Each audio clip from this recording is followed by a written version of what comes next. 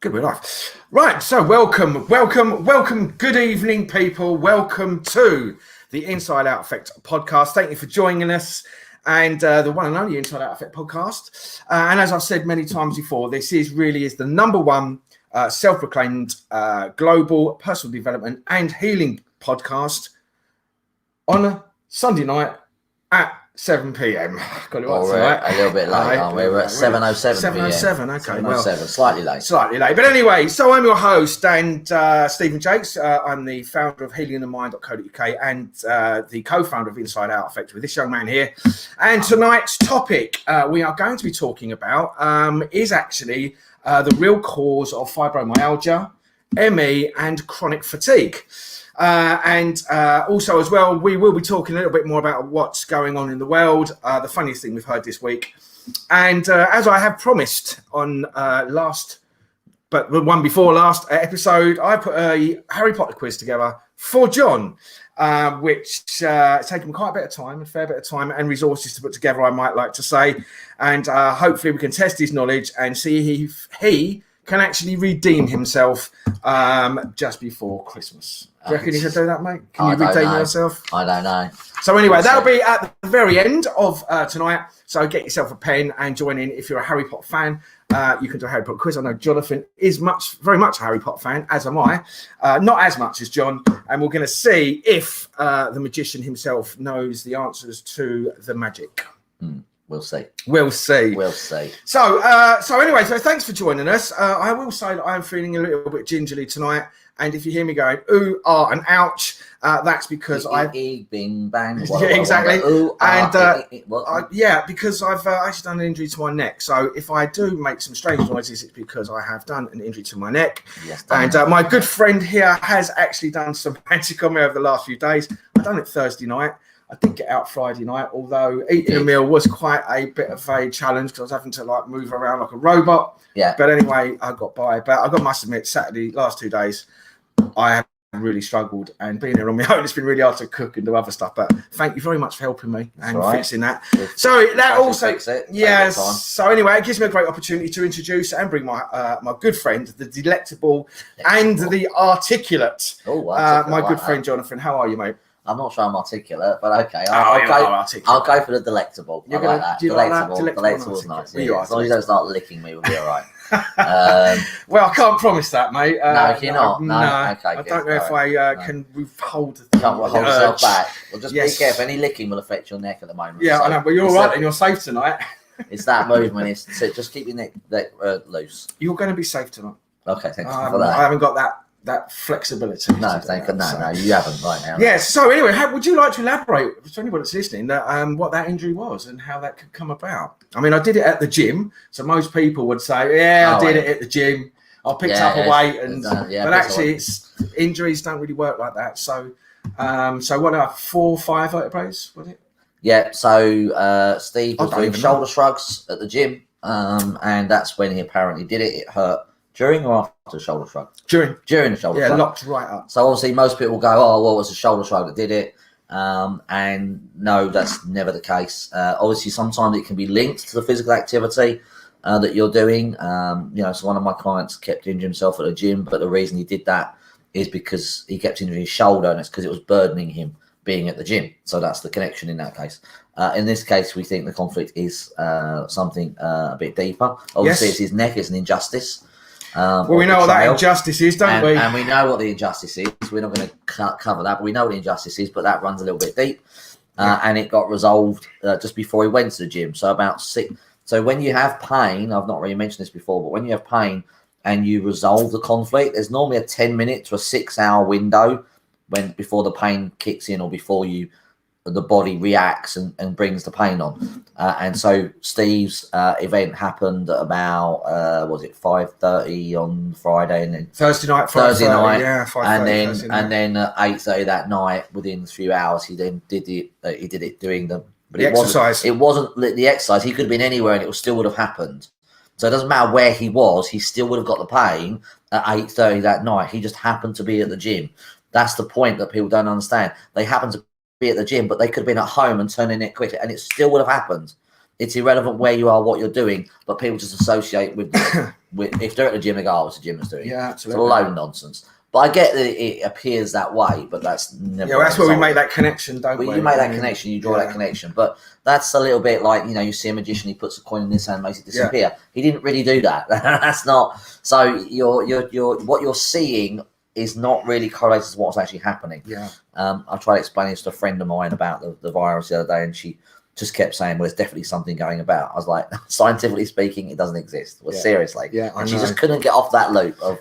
And she knows me. She's known me for years, and I've told her, and she used to get it, but she just wasn't really getting it. I know. The people just can't let go of it. They cannot let go of it. And even when they do, they'll just go straight back to the telly, see something on the TV, don't have a trigger, and they believe it's real.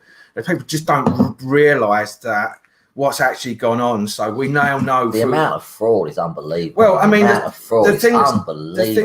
thing that's come out now, which obviously I do a lot of research, as you well know, and I find out a lot of information about what's going on. But the spike in the so when that first lockdown, and we had this massive spike of deaths, which were all in the care homes, that was all basically people being put on an end of life process by the health service and the care homes, and they were actually killing the people off and then saying that they were COVID. And so all those deaths wasn't COVID, they were and they used a thing called midazolam. Now what's scary is I've seen a recent report now that they're going to start using that on newborns and up to 5-year-old children as of January. So their treatment for anyone that's been diagnosed with COVID with a test that doesn't even detect COVID, they're going to now start using it on children. And my guess is that you're going to see loads of deaths of children, and they'll say that's the variant. Yes. And people don't realise that the variant is the vaccine. And so anyway, I mean, that's going into it, but that's what I've been looking into, and that's what I know is coming. That's been documented and sent to hospitals, especially the guy who released it was from a hospital in Birmingham. But frightening times are in, and we really do. Frightening. Yeah, it is frightening. But anyway, only frightening because people are so fucking stupid. If they weren't so stupid, it wouldn't be frightening. It'd be like, oh. Well, their stupidity is the television, I'm afraid. That's the thing. But anyway, I mean, we don't really want to. I mean, I did actually put something out the other day.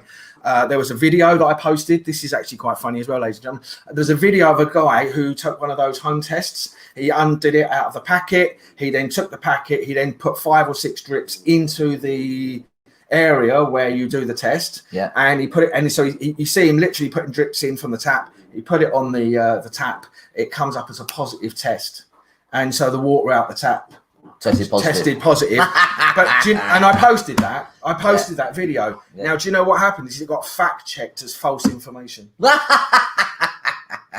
So you actually see the guy's video, taking out the packet, putting the water in, getting a positive test from the tap water, leaving it. You actually see the test happening, and then it got fact checked from Azerbaijan and Kazakhstan or somewhere like that, saying, "Oh, this is false information." They blanked the video out. Now, anybody that doesn't know that will go, "Stay that conspiracy theorist, then he's posting all that nonsense." But it was a video of actually the test being proved that the test is bullshit, and these lateral flow tests are less accurate than PCR tests, and they take the PCR tests away because they're not accurate at all. No. So the whole thing's just a big scam and a fraud. No, didn't they? Haven't the FDA just pulled PCR tests because it's useless? Yeah, because it's the test that they use to lock everybody down and tell everybody that they were sick and died and had it. Actually can't detect infection. It can't detect it. They're designed to. No, not designed to. And if anybody wants to watch, go and look. If you go on BitChute, I watched a fantastic documentary. There's 2 from Stefan Lanka, Peter McCulloch, I think his name is. They're 2 of the top leading virologists in the world, and they go into how the PCR test is a complete fraud, what's involved in it, and then they also talk about the guy that invented it, who said obviously it's not designed to detect whether you're sick or not, and how the amount of cycles they were running it caused everybody to come up as a positive. Even though and they don't even know what they're testing for. Because, well, anyway, go and watch it. I think it's called a PCR test. It's a documentary. It's 38 minutes long. It's got a lot of Germans in there, a lot of German with subtitles, and a lot of English people covering the whole thing. Fascinating. You learn so much when you actually go and speak to the professionals and turn off your shit box. If you want to watch the shit box, your head's going to be full of shit, and that's what's generally happening. Yes. But anyway, so moving on from that. We had a really great episode last time where we had a lot of people actually interacting with us at the end of it, asking us about specific ailments, illnesses, diseases and stuff. And at the time, a couple of the things that were asked were actually quite complicated conflicts, which we didn't know the answer to. And we did say that we won't tell you the information because we don't want to give you false information. And so now what we've been able to do, or John's been able to do, is go away and find out and give you the answers to those 3 things that we couldn't answer. So the first one that that came up was asthma. Asthma, yes. Yeah, so do you want to tell the people that are watching what is the conflict for asthma and what causes it and how it can be switched off and resolved and removed from your life? Okay, so this was the most complicated one, which is why I didn't want to speak about it, because I knew there was multiple things. There's actually 3 types of asthma. Now, whether traditional medicine label this or not, I don't know, but there are 3 types from a meta point of view. There is bronchial asthma, there is laryngeal asthma, and there is asthma status asthmatica. Asthmatica, a little bit more complicated. Pinky asthmatica. So, so basically, bronchial asthma refers to when the exhale is extended and intensified. So if your exhale of your breathing is extended and intensified, that is bronchial asthma. If it's laryngeal asthma, then it's the inhale that is extended and intensified. Yes. So that's how you distinguish them. Yeah. And they're 2 different conflicts. And then the asthma asthmatica is actually both. Inhale and exhale, extended and contraction. Extended and exaggerated, or whatever it is, what word is intensified. So if you've got that one, then you've got inhale and exhale being a problem. Whereas I think most of them are just either inhale or exhale, most asthmas.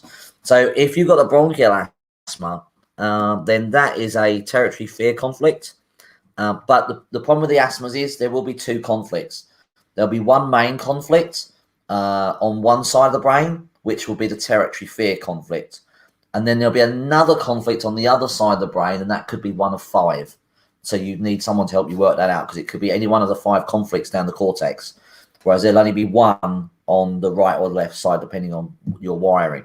But it is ultimately a territory fear conflict with another conflict running down the other side. So one of the other conflicts can be a speechlessness conflict. So that's one of the other conflicts that can run on the other side. And with the laryngeal asthma, it can be a territory fear, but it can also be a motor shock fright. And I don't mean on a motorcycle. What I mean is a motor shock fright refers more to your motor cortex. So it'll be a movement, a shock doing a movement or doing an action of some kind in relation to any sort of movement, dance, aerobics, anything like that, exercise, or any kind of everyday movement that you make on a daily basis. So it's more to your motor cortex. So that's basically those. And of course, if you've got both running, then you've got the inhale and the exhale running. Then that is the multiple conflicts together at once. Lovely. So a little bit complicated. If you don't quite understand it, I get that. It does go in a bit more depth than that, but obviously I'm not going to do it on the podcast. I just told you. It is basically a territory fear conflict. So fear within your territory with another conflict on top down the other hemisphere, but there are multiple conflicts down there. So you need me or Steve to help you work out what that conflict would be. Yeah, and switching that off would resolve. And switching it off would resolve the asthma, and because the asthma, the actual attack happens in the repair phase, and obviously the length and time of the asthma is normally from 30 seconds, or the attack is normally from 30 seconds to a couple of minutes. But it's in the repair phase, it's not in the stress phase. So your body's trying to repair it at that time, but it actually hits the healing crisis in the repair phase. That's what the coughing is a healing crisis. So your body's trying to check that you're over the shock by moving forwards, but it can't because you're still running it. So that's asthma. Yes. So the next one was cystic fibrosis. Now, yes, I'm actually pleased I found this because I didn't know there was a meta conflict for cystic fibrosis because I've never seen it before. And I've actually looked up in the old New German medicine version of it, not necessarily the meta. New German medicine is what meta was originally, which was discovered by a doctor. Dr. Hammer, wasn't it? Dr. Hammer. Yeah. Dr. Gert Hammer. German doctor. So cystic fibrosis is a chunk conflict, not being able to inhale or a suffocation fear or a fear of blocked airways. So the belief might be I'm struggling for air or I'm not getting any air. So it's just a fear of suffocation, a fear of not being able to get something in like air, oxygen, something like that. And I would presume that'll be something that happens around birth, because most people have cystic fibrosis, they're born with it, if you like. I know I used to have a friend who's had cystic fibrosis, and so did her sister, which is very, very rare. So there must be something that happens, I would imagine, during the birth, which causes the baby to feel that they can't get air in or oxygen in, or at a very young age as a baby, that cause them to not get oxygen in or not feel they can breathe. And so then that creates the problem. And then creates that conflict at a very early age, and then they carry it through. And they carry it, so because they're still running that conflict is still being triggered, because the problem is the trigger that keeps it running. And obviously with breathing, your trigger is your breathing. Yeah. So every time you breathe, it's going to trigger the response. Every time you breathe. So same with asthma as well. The breathing can be a trigger. So you're just firing it off all the time. Yeah. And that's the difference with asthma as well. You know, they'll say bronchial asthma, but then they differentiate between allergy asthma and then other asthma. So they say it's an allergy response. Well, again, that's just a trigger. The allergy is a trigger for it. Yes. It's not actually causing it. But again, any symptom that you carry with you, or the symptom is consistently running in your body all the time, that then becomes a trigger for you. That's why pain can be a trigger as well. Yeah. But certainly your breathing. I know, my dad, when he had COPD, his trigger always was hot air, or as soon as he couldn't self. I can't speak. When he felt he couldn't, when he felt he couldn't breathe, that would trigger him to have more of a panic attack. And I was able to get rid of the panic attacks for him, fortunately. But so yeah, your breathing can be a trigger. Great. So that's cystic fibrosis. And then piles. That's an interesting one. There's actually two different piles conflicts. So there's internal, and then there's superficial. So internal one is a fairly obvious one. Well, from my point of view anyway. It's just something that you can't digest, that made you angry, or you're not able to get rid of something. Like there's crap in your life and you can't get rid of it. Yeah. So there's quite an obvious, because crap. Yeah. That's quite an obvious one. But there's an anger issue with it. So, So you're angry about the crap that you want to get out of your life. You're angry about the crap you cannot digest or get out of your life. So that's if it's internal piles. But if it's superficial piles, not so obvious. It's an identity conflict if it's superficial piles. Wow. So it's not knowing where you belong or what decision to make. It can sometimes be a territory anger conflict, but that's rare apparently. It's usually an identity conflict, not knowing where you are, what decision to make.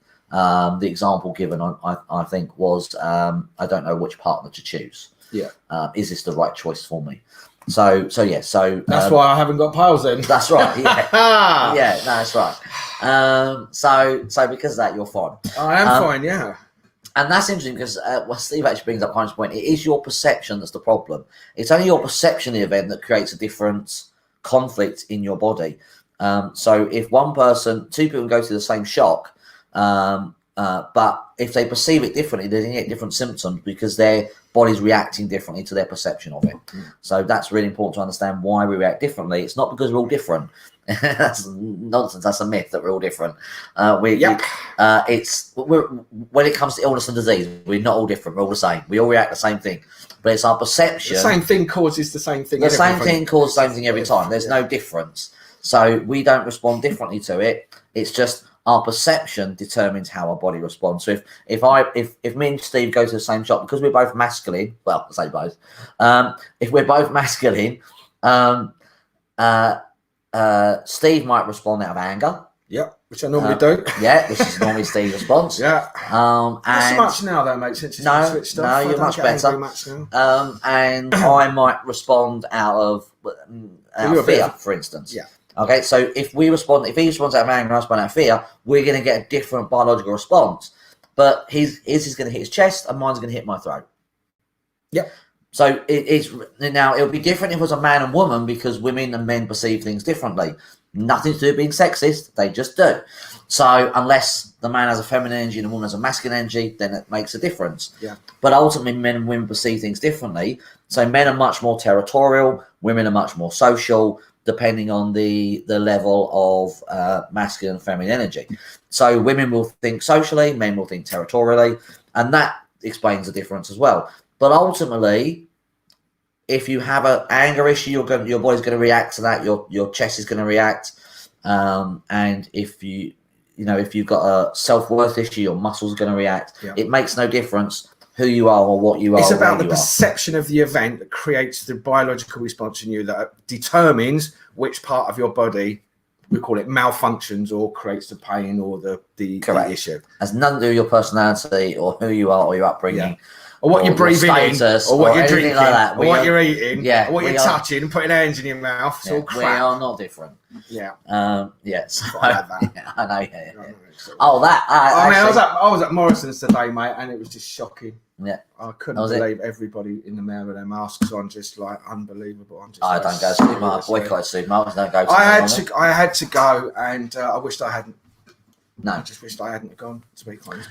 Well, when we get to the funniest thing, there was something funny I saw this week, so remind me. Oh, good. It just pops in my head. Brilliant. It's a touching face. Okay, so anyway, so all of those that you were watching last week and we couldn't answer your questions on those conflicts which causes those things, you've now got clarity. Jonathan has covered those, and you now understand exactly what and how and why those issues appear in your body. Well, you may not exactly understand it, but that is the basic conflicts for it.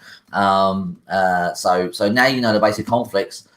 Re-listen to that and go back, and whoever you were thinking about, speaking about, or you had in mind, just see where they might have those conflicts. Yeah, that's what I meant. Yeah, that's what you meant. I know that's what you meant. I was just clarifying for the audience. Clarifying for the audience. I was clarifying for people. You're very kind to clarify that with the audience. Right, so you are very good at clarifying it. So yeah, so it's been a couple of weeks, obviously. So how you been? What you been up to? How's life been for you? Have you got anything interesting that you want to talk about with regards to health and well-being with the people that are watching today, or are you going to just come out with more drivel? Well, no, with more drivel. Lots of drivel. I actually have my youngest DTO students. Yeah, I do. Yes, one of my friends messaged me, and she has learnt basic DTO. She bought the book. She bought. So young as ropes. Younger. Oh. And she said she walked in on a little boy who's only 4. I think 4, maybe 5. I don't think he's 5 yet. I think he's 4. He's still at preschool, and he was in the living room, and she could hear him going to the opposite, to the opposite, and she said, "What are you doing?" And he said, "My tummy hurts. I'm making it better." How wicked is that? Yes, that's great. She started him early. Yeah. Because obviously she's done DTO on him, and she's done DTO on a cat, and she does DTO on herself.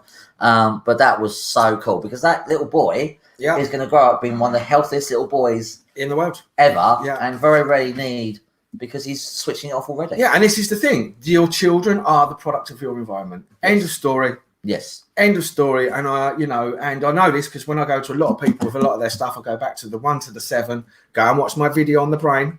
And it was a keep pushing it. So lots of people watch it now. Hundreds and hundreds of people watch that video now. But that's just proof that when you do whatever you're doing with anybody under the age of 7, they will just copy you. Yes. They will just copy. Yeah. And if you're programming them with really good information, which is right for them, not shouting and screaming, and not saying don't, won't, leave that alone, blah, blah, blah, right? You just teach them not to. Yeah. You'll teach them don't. So when they get older in life, they want to do something, and their default response is don't, because you've been told don't all your life, or shouldn't, or can't, or stop. Yeah. So when they want to go and do something, their programming is to stop, so they won't do it. Yeah. So that's all unconscious programming, but that's just a fantastic. That's just fantastic. That I was made up. It was absolutely brilliant. 4-year-old, and just doing it on his own. His mum didn't even say do it. He was just doing it of his own accord, of his own volition, like his own whatever the word is. I can't speak tonight. Sorry, folks. I was just like, oh, that brought a big smile to my face. You're really actually. When I said you the can't speak either. well, I couldn't think of the word. No. I couldn't think of the word. When I said to you, you were the articulate. Yeah, you really are. Yeah, not I'm really not articulate tonight. You've really at let all. me I down can't on this speak one. at all. What's happened, mate? What's happened? Yeah, it's the time of year. It's my time of year. It's your time of year. Yeah. So so that's great news. So that was fantastic. Anything else? I helped a bloke with a neck problem. I helped a bloke with a neck problem. He's a little bastard. He's a knob, wasn't he? He's a twat. Yeah. I used to see the way he dresses as well. He's got a baseball cap on, white hoodie thing. Yeah. He looks like he's a gangster from the 80s. So they were in the 80s as gangsters. I think so. I thought they wore black shirts. Is it black shirts? Yeah, no, I think that's pimps, wasn't it? From the 80s? Yeah, maybe. It might have been. No, I had a young girl come and see me, but she's only 12 or so, and she was had a trauma running, and very frightened. But the reason I'm bringing it up is because she's getting anxiety walking to school, and the reason I'm bringing it up is because some kids, they feel so frightened of their emotions and they think no one can help them. And so do adults. Yeah, so do adults as well. But it can actually be worse for kids because although adults don't think anyone can help them, at least adults will try and deal with it on their own. Whereas a kid has no way to deal with it. They haven't learned anything yet. They haven't learned any coping strategies. So often kids sort of just withdraw and go quiet on themselves. Adults do this too, but I see this in kids as well. When they think no one can help and they feel alone, they're going to withdraw and go inside themselves. And the reason they won't express it is because they think no one can help. Yeah. And that is one of the biggest problems in kids. Yeah. And they take a bit of coaxing out to get rid of it, to help them see that someone can help them. And technically, they're right. They know that talking about it's not going to work. So they've already cottoned on to that one. So they know that talking about it won't help. For some reason, they've cottoned on to that, even though they may not have spoken about it. Yeah. They've just got that actually me talking about this is not going to make me feel better. So bless her. She was really sweet. She did really well. And we cleared one of the memories for her in that space, in that first session. But that's what she was running. And a lot of kids do run that. So just be mindful if your child is withdrawing or going in, it's probably because they don't feel anyone can help them or anyone understands, and they probably feel alone. Yes. Even though you're there, you might be a loving, kind alone, parent. Has nothing to do with it. Yeah, alone isn't a physical alone. It's a psychological alone where they feel isolated, disconnected. They feel on their own, and they go inside alone. So everything else externally is irrelevant. Yeah. You know, when people go, well, you're not alone. You've got mum, dad, and sister. No, that's not that alone. It's in a different alone. It's an alone response of that would emotion inside. That would be lonely. Yes. So lonely is when there's no one around you. Alone is nothing to do with people. Yeah. Nothing to do with anyone around you. It's just a feeling. Yeah, and the other thing as well is that what adults tend to do is they learn to people please when they go alone as well. They can do. So what they'll do is because they feel alone inside, it'll be a pendulum.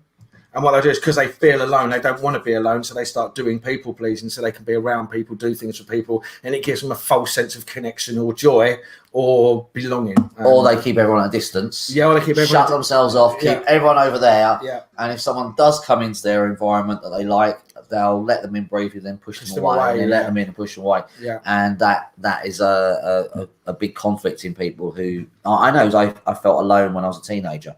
So I did that same thing. I would keep everyone out. And I think that for me, when everything went bang for me 3 or 4 years ago, or 5 years ago now, when I literally lost everything, like that was my house, car, money, kids, the whole shebang, everything, like every single thing. And like I said, I hit rock bottom and went through.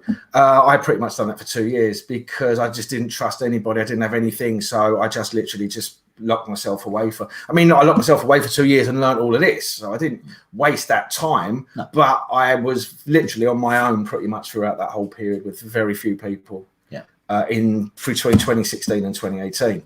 And then it got so bad that obviously I needed to do something about it because I was gonna medazzalam myself, mate. I was on end of life. Medazzalam myself.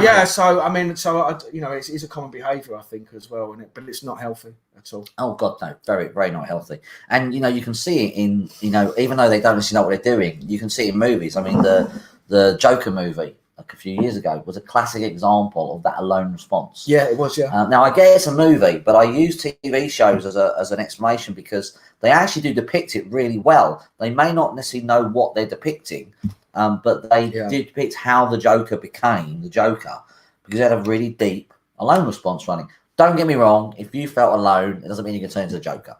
That would require a very specific alone response, and that requires, from a DTO perspective, that requires someone to have lost a parent or both parents in this case. Not necessarily grief as in death, but you can feel you've lost your parents. But usually it would be some sort of tragic trauma, and then you feel alone. Yeah. But you can develop the alone response in other ways, and depending on the severity of the alone response, depends on what gets manifested within your personality and your character and how you then cope in the world. Some people that alone response would go on to be narcissistic. Some people would be people pleasers. Yeah. Some people would just shut off and cut off from the world totally and just try and do their own thing. It will be different depending on your perception of the event. What happened. Exactly. It's all about perception. So the alone response is a really bad response to have because it creates so many problems. It's actually sometimes worse than guilt and shame. So if you are feeling alone, then maybe it could switch that off because that won't help you. Yeah. But I will say it feels very real. It feels like everyone's out to get you, and some people because they've been screwed over a lot, they feel they need to be on their own and be alone because of it. Which is where I was for 2 years. Which is where you was, yes. Yeah. And I will say that it's very hard when you're in that state. You want to be alone because you don't want to be screwed over, but actually that's just going to cause you to get worse and worse, which it did worse. But it will also cause you to get screwed over because you're actually keeping your barrier up there, and that will actually cause the problem to stick to you. So just be a little bit mindful of that. But that alone response can be a problem. Yeah. Have we got a couple of comments? What are the comments? Hello, I can't wait for the quiz. Who's that? Susie. Oh, hey, Susie. Yeah, and that's it. No one's really interacted with us just yet. Is that Susie? But we have been going into some technical stuff. Oh, Colleen. Kathleen Watson, Vask Tech. Kathleen Watson, Vask Tech. Yeah. Okay. That's a new Audi. Is it? The Vask Tech? It's the new Vask Tech. 2-litre Cabriolet does 50 miles to the gallon. Does it? Okay, cool. Using the new fuel because the old fuel don't work. Right, okay. Obviously, you've got to get rid of that. Use new fuel because of water. Because of climate change, obviously. Yeah. You know, well, you could use water. You could use water, but what they did is they got rid of that engine in 1974, if you remember. Yeah, I remember it well. And then created all of this nonsense for 40 years with fuel and said, oh, there's climate change and you've caused it and it's all the cars. Well, no, in 1974 you had an engine that ran on water that you could, but there's no money in that. No money. So they got rid of the geezer, killed him, and hid the technology. Yeah. The whole thing's a scam and a shame. Fantastic. Anyway, how have you been? I've been in pain, mate. Not for the whole week, though. Not the whole 2 weeks. Only since Thursday. No, what did you do before that? What did I do before that? Well, actually, cause other people pain. I've actually been healing their pain. I've actually been causing other people pain. No, Friday night we went out for dinner. With our friends, which was really nice. We went to an all you can eat. Yeah, we went out sushi. We went to a sushi restaurant and did eat sushi, which was brilliant because I don't actually like sushi. I'm not a fan of sushi. When everyone else likes sushi, my girlfriend likes sushi. Yeah. We got there and nobody ordered sushi. No, it was great. We could have gone to TGI Friday. Yeah, we could have. But anyway, it was really good. It was a really nice evening. Nice to see everybody. Nice to see everyone. Yes, and I stayed out late with a friend and had a night of dance and a drink and that, and it was a really beautiful evening. Yeah, a bit cold walking on, but that was okay. And this weekend, obviously, I've done nothing because I've just basically not been able to do anything. No, I've been literally in so much pain. I've not been able to. I don't know. I've got through this last few days. I'm not allowed to do anything. Even making a cup of tea has been a problem. Yeah. But prior to that, ouch. Prior to that, I've actually movements. I know you've told me that. So prior to that, I've actually been strangely busy. Strangely busy. Yeah, strangely busy. When you say strangely busy, you mean you've been working and weird things have been happening around? No, I've had a lot of weird. You've had weird people. So I've been very busy, but it's been strangely busy because all the people that have come to me have had really random stuff that they've come to me about. Yep. So I'll touch on it in a minute, but I did my video testimonial with Bobby, which went really well. I mean, that's had about 200 people view that. I'm doing another one tomorrow with another client. She's going to come and talk about her journey, and she had loads of stuff running, literally loads of stuff running, and it's taken me about a year consistently to get rid of so much in her life, but she's now really flying and she's growing, and her business is growing now, and it's been great. But she's had a lot of childhood trauma which we've had to get rid of, and now she's going. So she's going to come and do a video testimonial tomorrow. Good. But that's good because that highlights that it's not always a quick fix for some people. It doesn't always go into. Sometimes people have to put in work and time because it depends on the amount of stuff you've had. Yeah, you have to put time and effort in sometimes, but it pays off. Oh, absolutely. As in your client, it's paid off with her. Yeah, she's put the time and effort in. She saw the results to begin with. Yeah, put the time and effort in, and she's resolved. I've got to say, with this particular person, bearing in mind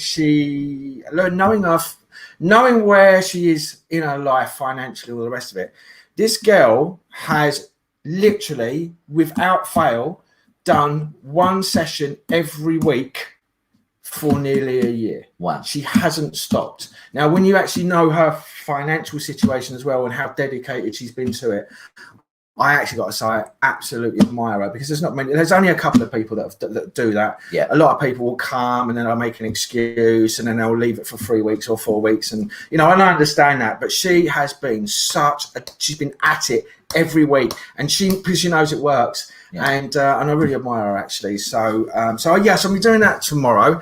But so I've had to, like I said, I've been strangely busy. So I'll start off with this one, because this one was really random. Like I always say to people now, I don't care what it is anymore. No. Where before I want to know what it is so I can prepare myself and find out what's going to go on for the person. I don't anymore. They just turn up and go, right, what's going on? And now, because I know what all the conflicts are that relate to everything, I can generally just know. I don't just know anyway. I'll get rid of it. But this one was rather strange, and I always say, out of all of the hundreds and hundreds and hundreds of people that have come to me, everybody that sits down in front of me, it's happened to me. Right? It's having been murdered, kidnapped, and losing a limb. Now, if you want to be arrested for something that you didn't do, that could be kidnapped. So, but other than that is technically kidnapped. Yeah, I learned that the other day. That is actually a criminal offence. Twice that's happened to me. Yeah. Twice that's happened to me. One of them was really bad as well. They just jumped out of the car and decided to start punching me and arrested me for something I didn't even do. I was going out for dinner with my girlfriend at the time. But anyway, that was a long time ago. But so I would say, out of those three things, everybody that sits down in front of me, it's happened to me. So I know where you're at. And I go, okay. Not that really matters, but it helps me give an understanding of where they're at. But anyway, this particular person turns up and he said, right, he goes, well, I don't know if you can help me. I've been seeing another therapist who's recommended me to come and see you. I'm like, okay, great. And he said, yes. He said, the problem I've got is, he said, for about 30 years, every time I go to bed, I just hear this humming like an electric generator or power station or substation. When you're near a power line and you get that hum. Yeah. Well, he's had that for 30 years. Right. And every time he goes to bed, that's all he can hear. Yeah. And it keeps him awake. And he's had it for 30 years. And so anyway, it was so bad that he moved from where he was to a house in Southend. Right. And he said, I moved into this house in Southend and there was humming in there. Yeah. I said, okay. He said, anyway, he goes, so I moved to get away from it, but it was there in the house. So he had all these builders come round and said, oh yeah, it's something to do with the house. So anyway, then after that, and he moved back to Chelmsford to a house in Molsham. Yeah. And he said, and you won't believe it. He said, but I'm in that house and all I can hear is humming. And he goes, but I am near a substation. I'm like, no, that's too much of a coincidence now for it. So anyway, and the problem he's got is he can't sleep. So he's got massive insomnia. Right. And I have helped a lot of people with insomnia and switched a lot of it off that's causing it. But he's obviously got to the point now where he's literally had enough. Yeah, of course. Yeah. I mean, he must be in late 40s, I reckon. I don't know. He's maybe around that age. But anyway, so he's just had enough, and he dreads going to sleep because he just knows that he's going to go to sleep. He starts hearing the sound, it gets in his head, and then all it goes, and he never gets to sleep. So all I did was go and switch off all the responses to him thinking about hearing that sound. Yeah. And it was just anxiety through the roof. It took me about an hour and a half to switch off so much anxiety. And there was and the thing is that when he was a child, his mum and dad were abusive. And so his dad used to come home drunk, put the telly on really, really, really loud when he was a small child. Oh, right. And so when he was a small child in bed and he wanted to sleep, it would wake him up. He couldn't get to sleep because he heard the TV, and it would go on and on and on and on every night. And now we built up a conflict of any noise at night time. And so that's what stored the energy, that conflict in his ears, and he's had it pretty much. So he's coming back for a couple more, because I know I've got to go back to those memories and those events to get rid of the responses and the learnings and the beliefs that he's got around those events. But that's actually what's causing it now. Right. But I have got rid of a big chunk of it and got rid of the things. So that was a really interesting one. Yeah, really interesting one.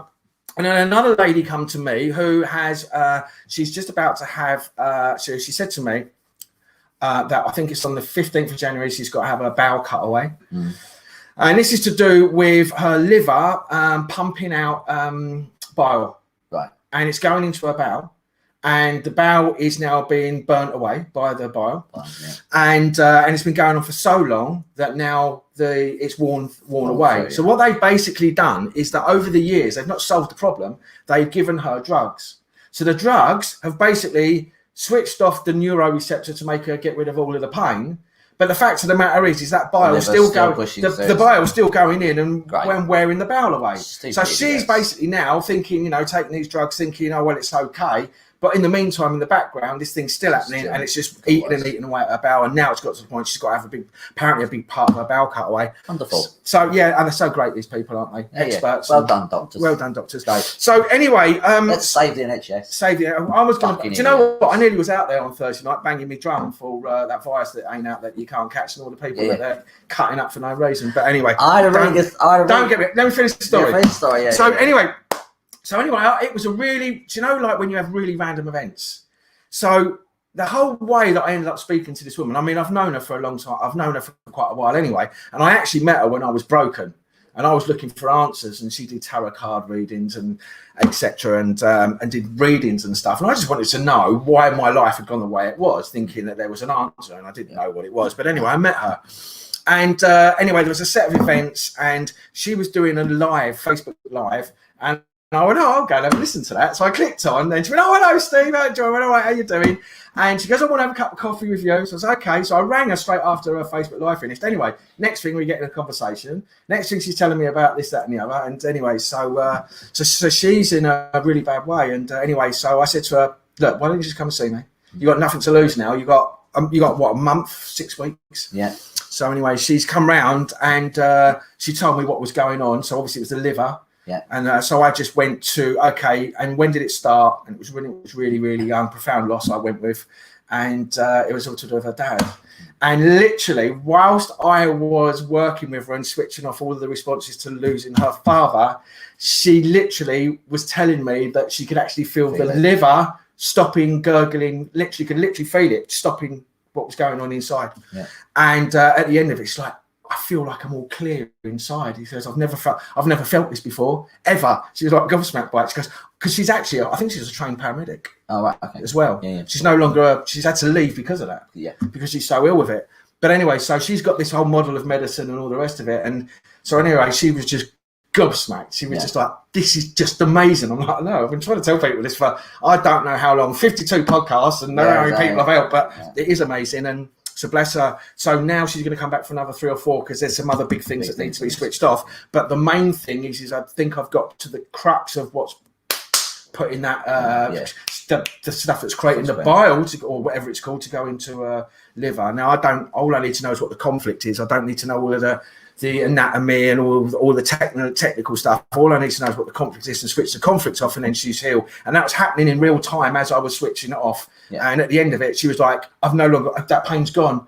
She goes, it's always gurgling and rumbling. It's there all the time and gone. So I'm keeping my fingers crossed. She's going to come back for a couple more. Okay. And so that was a really good one.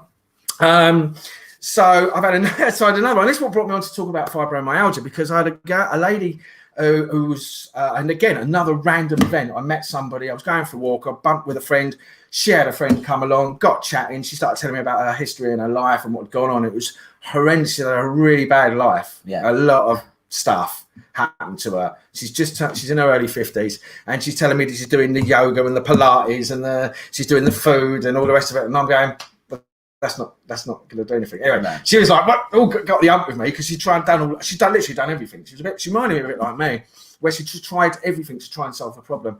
Anyway, I had the conversation, started explaining to her what a virus was, and you can't catch it, and this is what causes it. And she was like, "Really?" I'm like, "Yep." And then I started telling her about colds, and then we moved on into her telling me, well, what causes this then, and what causes that then. She was telling me all the stuff that was going on for her. Anyway, I said to her, "Just come." I said, "Well, I'm there if you want me help. Come and see me." Anyway, about 2 weeks later, I get a phone call from her. I don't even really know this lady. And she come and saw me, and she's riddled with pain. It's been labelled as fibromyalgia, and amongst other things, and really bad anxiety. Like, I really feel for this lady actually, because it seems like she's gone through what I've gone through. Anyway, so she's had lots of pain in her body, and just in that one session, I got rid of all of anxiety and a big chunk of her pain in her body. Right. So that's an ongoing thing as well. And this one's quite funny actually. So I had a client who come to me who basically was driving in his car, right, and all of a sudden had a little bit of a bowel accident. Let's call it that. Okay. Right. Yeah, so he's driving along, and he's like, "Oh, right." Yeah. So anyway, but the problem is that actually caused a trauma in him. Yes. Right. And and that was about a year ago. And so he come to me for a session. And he's like, I need to use the toilet, mate. Use the toilet, mate. I go, okay. So anyway, he's used it twice in the first 5 minutes. I go, what's going on with that? Anyway, he goes, I don't know. It's been going on for like years, or like a year. And he goes, every time he goes, I'm all right at work. I'm all right if I get on the train to go to work. But if I get in my car and go to work, this happens. I'm like, okay. I said, well, what happens? And he said, oh, well, about a year ago, I had a little accident whilst I was driving. I was like, okay.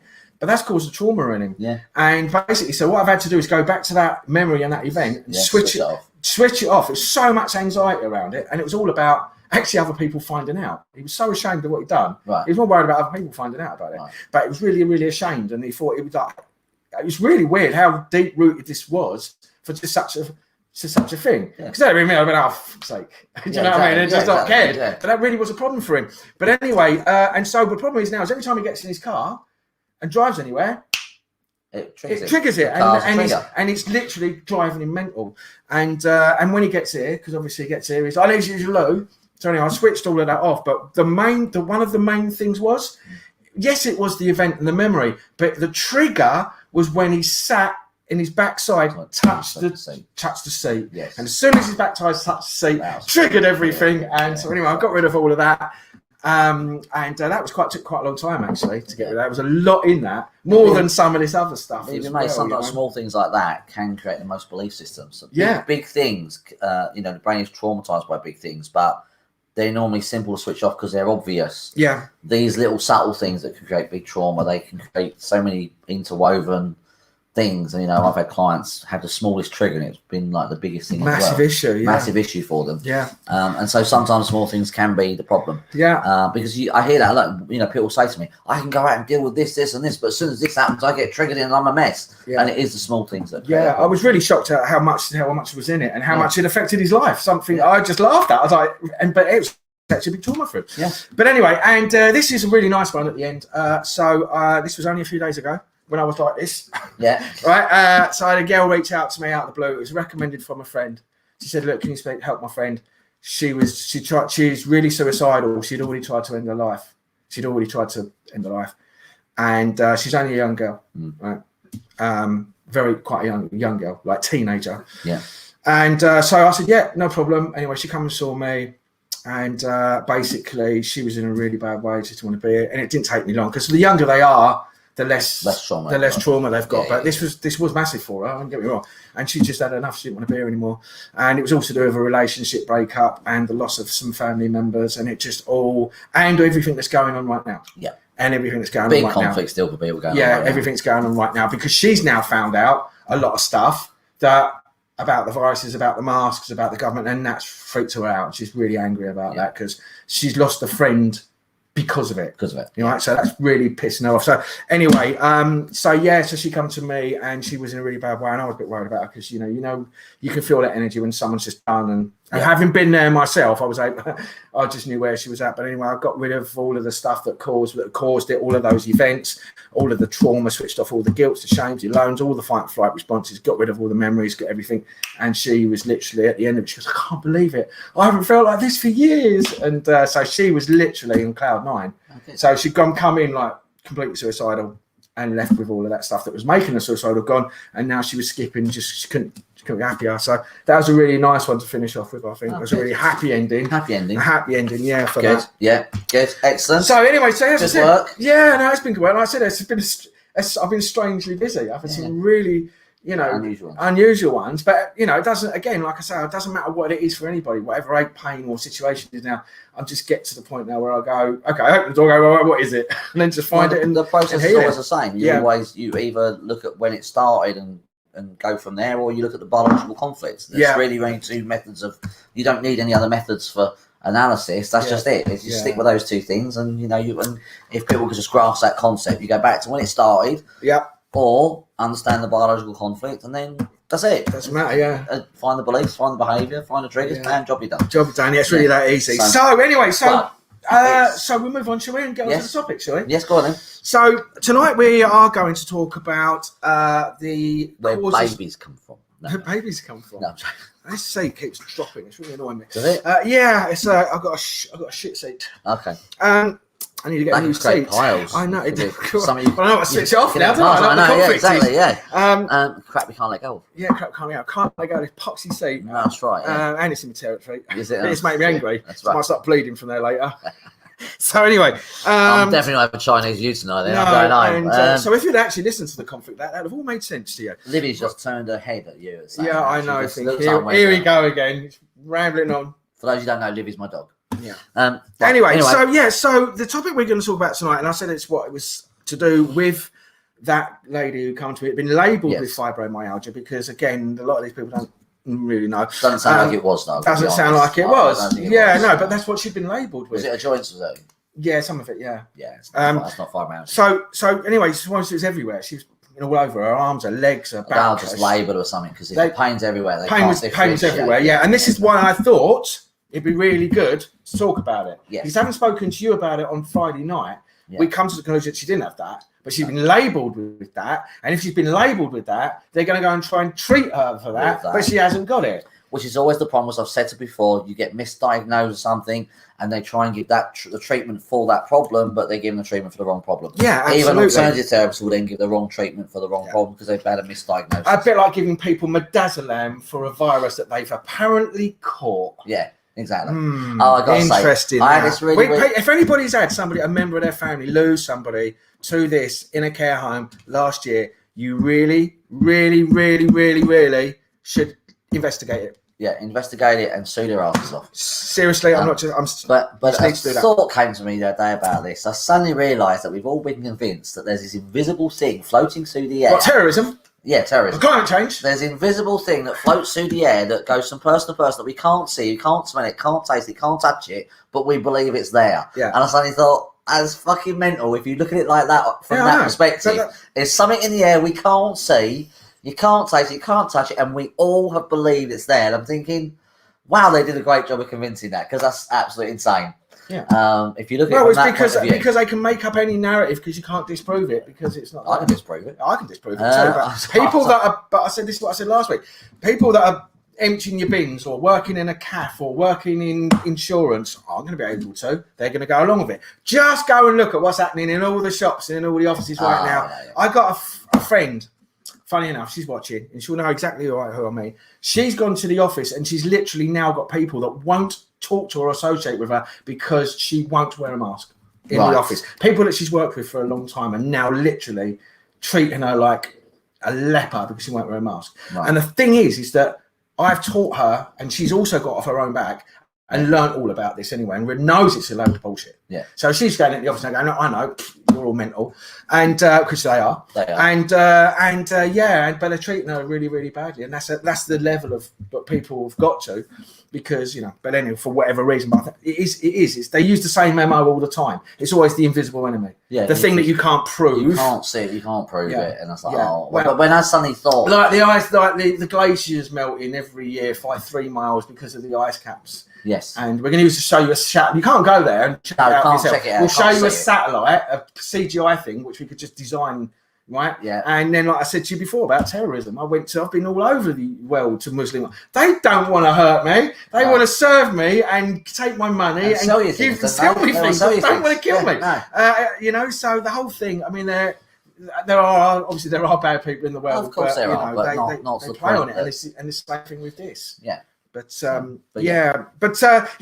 so getting back to it. So fibromyalgia, and and this is why I brought it up, because ultimately she didn't have fibromyalgia, and I think it was a good thing we haven't covered this as a topic overall, and the diagnosis is wrong. So if you've been diagnosed with fibromyalgia, you might not have it, and all the aches and pains you've got in your body might be in multiple conflicts, right? Which can be switched off, and then the pain goes away, which I spoke about a little while ago with the last lady. It didn't take me long, and I've had that now for four or five people that are riddled with pain everywhere, and then I've just got rid of the conflicts and now they're no longer in pain.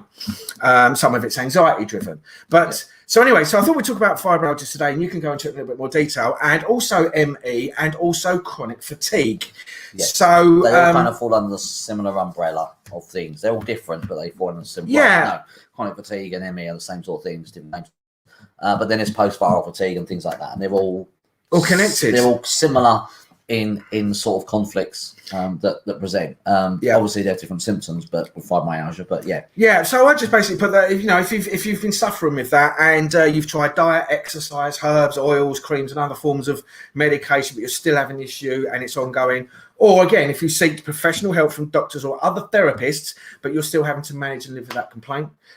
So we're going to talk about that in a lot more detail today, go into what causes it, what the symptoms are, and what causes that generally, and how that can be resolved and healed. So let's talk about that, John. Off you go, my friend. I'm going to hand the reins over to you. Okay. I haven't. A lot of people with fibromyalgia don't actually get it resolved because there's too much secondary gains to it. So I haven't treated it lots. I did treat one lady, and she had the onset of fibromyalgia, except it'd been misdiagnosed as something else. So she's getting it on the back of her neck, it's upper back into her neck, many years ago. I can't remember what she was told it was, but it was actually fibromyalgia. So I treated the root cause of fibromyalgia, and it went away. Now there is, as far as I'm aware, there is no meta-analysis for fibromyalgia. Now I need to look up if there's a new German medicine version. There might be. I should have looked that up. I didn't. But having spoken to people with fibromyalgia, obviously I've not spoken to everyone with fibromyalgia, so don't quote me. But all Why the people. not? Well, I've been busy. I've been super busy. You've been super busy. So, but everyone I have spoken to, whether I've treated them or not, I just sort of casually asked them if they have this conflict. When you have fibromyalgia, your muscles harden. So that's why I said related to joints. It's fibromyalgia is not joint pain. It's muscle pain. So polymyalgia is joint pain. Different. Poly means multiple.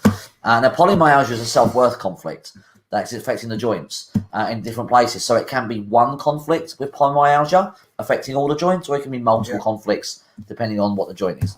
But fibromyalgia tends to affect the muscles, and the muscles harden. They become almost like rock.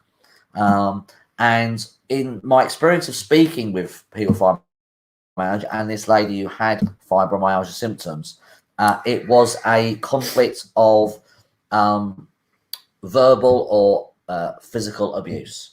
So either emotional abuse or physical abuse. And then what happens is the muscles harden to protect yourself from the beating or the emotional beating. Oh, okay. Which would make sense. So you're perceiving... It's a biological response. It's a biological response. Your muscles harden like a tortoise. Or anyone, that has a shell to protect you from the beating. Obviously, the physical beating.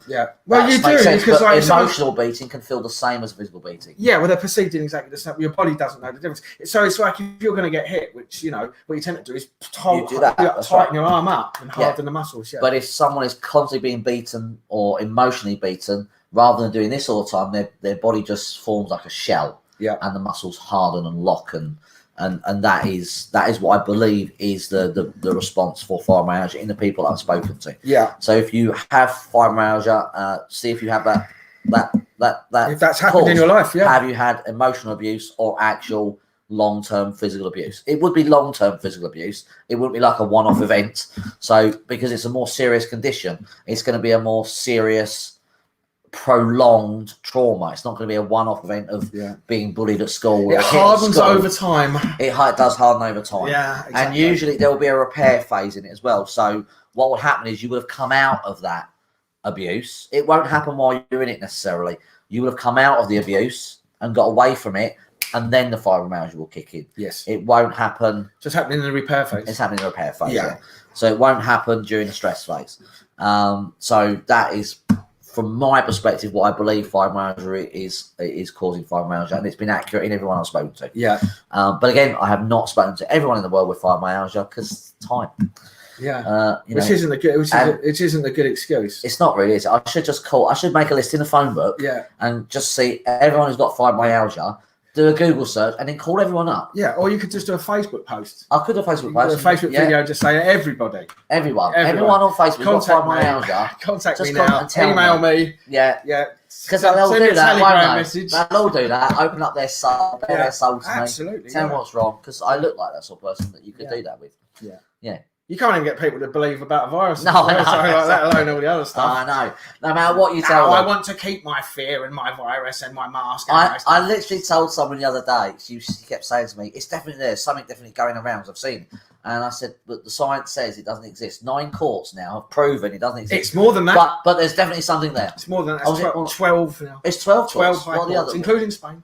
What are the other Canada. ones, do we know? Canada, Spain. Yeah, it's Canada, Spain, Japan. Yeah, all the big countries. Yeah. But the thing is this is where the whole tyranny goes in, because even though the legal system now has proved it, the government's saying, well, we don't care if it's illegal or not, we're going to do it anyway.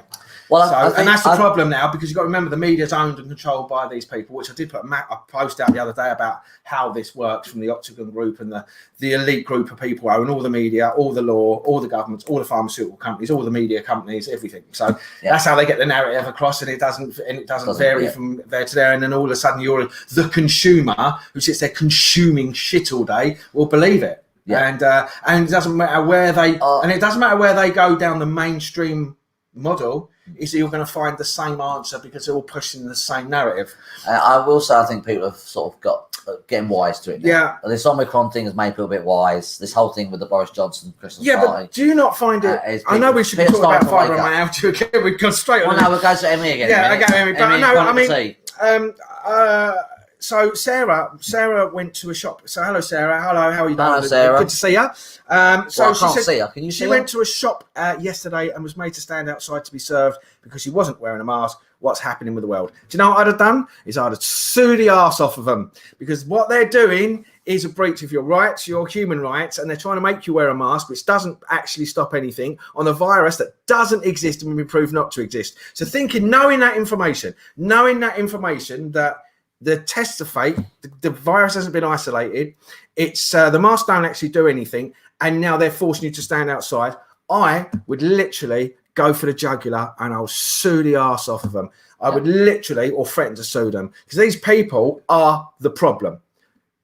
The people are the problem. The businesses are the problem. And what governments are doing is they're not fundamentally doing this themselves. They're using media and then saying, well, we're not going to force you to do it. We're going to coerce you to do it, but we're going to force businesses to make you comply. Like when you go to your supermarket. Now, and this is the funniest thing. It says, due to government guidelines, right? This is what they are. They're being very, very clever in getting you to buy into this bullshit and actually buy into it. It's a government guideline. It's not a law. It's a guideline. And what they're doing is saying, well, it's a guideline. You don't have to do it, right? Because they can't, because there's no factual evidence of it around. But there's government guidelines, and this guideline suggests that you need to wear a mask unless you're exempt. Well, everybody's exempt from wearing a mask because it's a government guideline. They're just tricking you using language, right? It's all they're doing. But personally, if somebody does do that to me in any business, I will rip them a new one, because they don't know what they're talking about. They're just information repeating morons,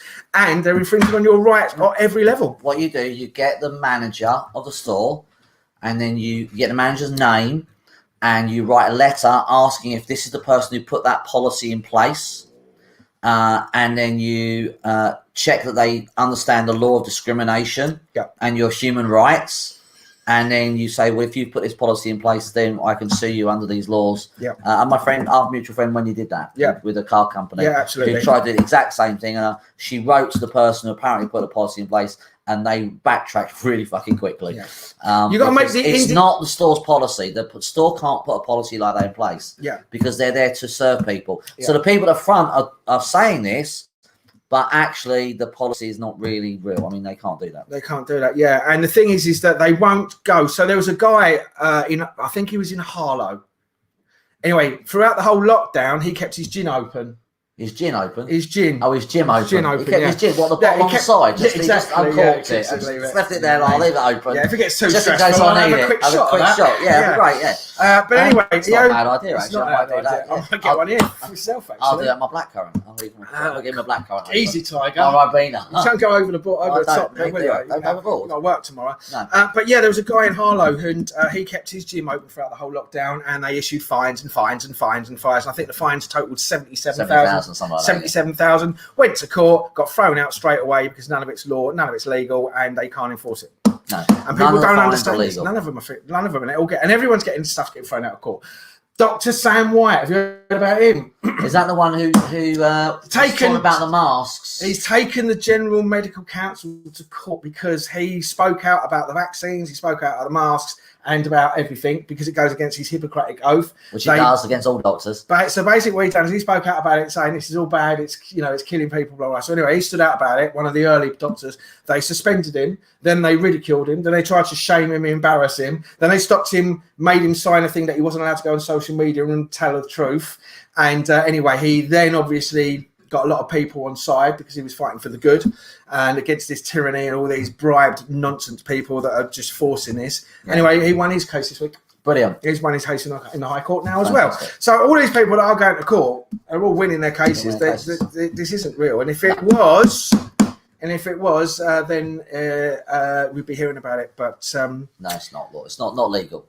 None of it's legal. Not lawful. Lawful. Legal's corporate. Lawful. When Boris Johnson the other day said it's legal to wear a mask, legal is contractual. You must have a contract in place for something to be legal. That's a corporation thing. Yep. Unless you consent to it, it is not legal. Yep. Unless someone's got your John Hancock on a document saying you will wear a mask everywhere in store, it's not legal and it cannot be enforced. Legal is contractual, and police officers enforce contracts. Police constables enforce law. Yes. Right? Officers are basically there to enforce contracts that need your consent in order to be. And this is why they use the words like, do you understand? When they ask you that question, they're basically asking they're asking you to, do you stand under me? And that's like a verbal contract now that gives the police officer permission to now control you and be under him, under his law. It's a unconscious contract that you're entering. Okay. So basically, I would literally take them to the cleaners and I'd go for it, because the more that we keep allowing this and the more we allow this to keep going on, the more that the normies, the numpties, the news watchers, the information repeaters, the brain dead, the mask wearing scaredy cats, right, are going to keep going further and further with it. And all these shop owners and all these business owners are going to do this to their staff. When you know the truth, it is disgusting. Right, and it is inhuman and it's inhumane, and the people that are enforcing this need to be brought to account, and they need to learn that you can't just do that to people because somebody's told you to. That's what happened in Second World War. That's what happened. Yeah. Just following orders, right? And everyone was okay with it, right? Look what happened and how that ended up. That's what compliance and not doing anything is about. This is where we're at. And unless we start doing something about it, then that's where we're going to end up. And and it's heading that way because people ain't got a set of balls and they won't stand up for their rights because they're brainwashed by the TV, believing all this nonsense. But anyway, that's my little thing over. Okay, cool. Yeah. So ME. Yes. So ME is an interesting one. I've treated ME and I've treated post-viral fatigue.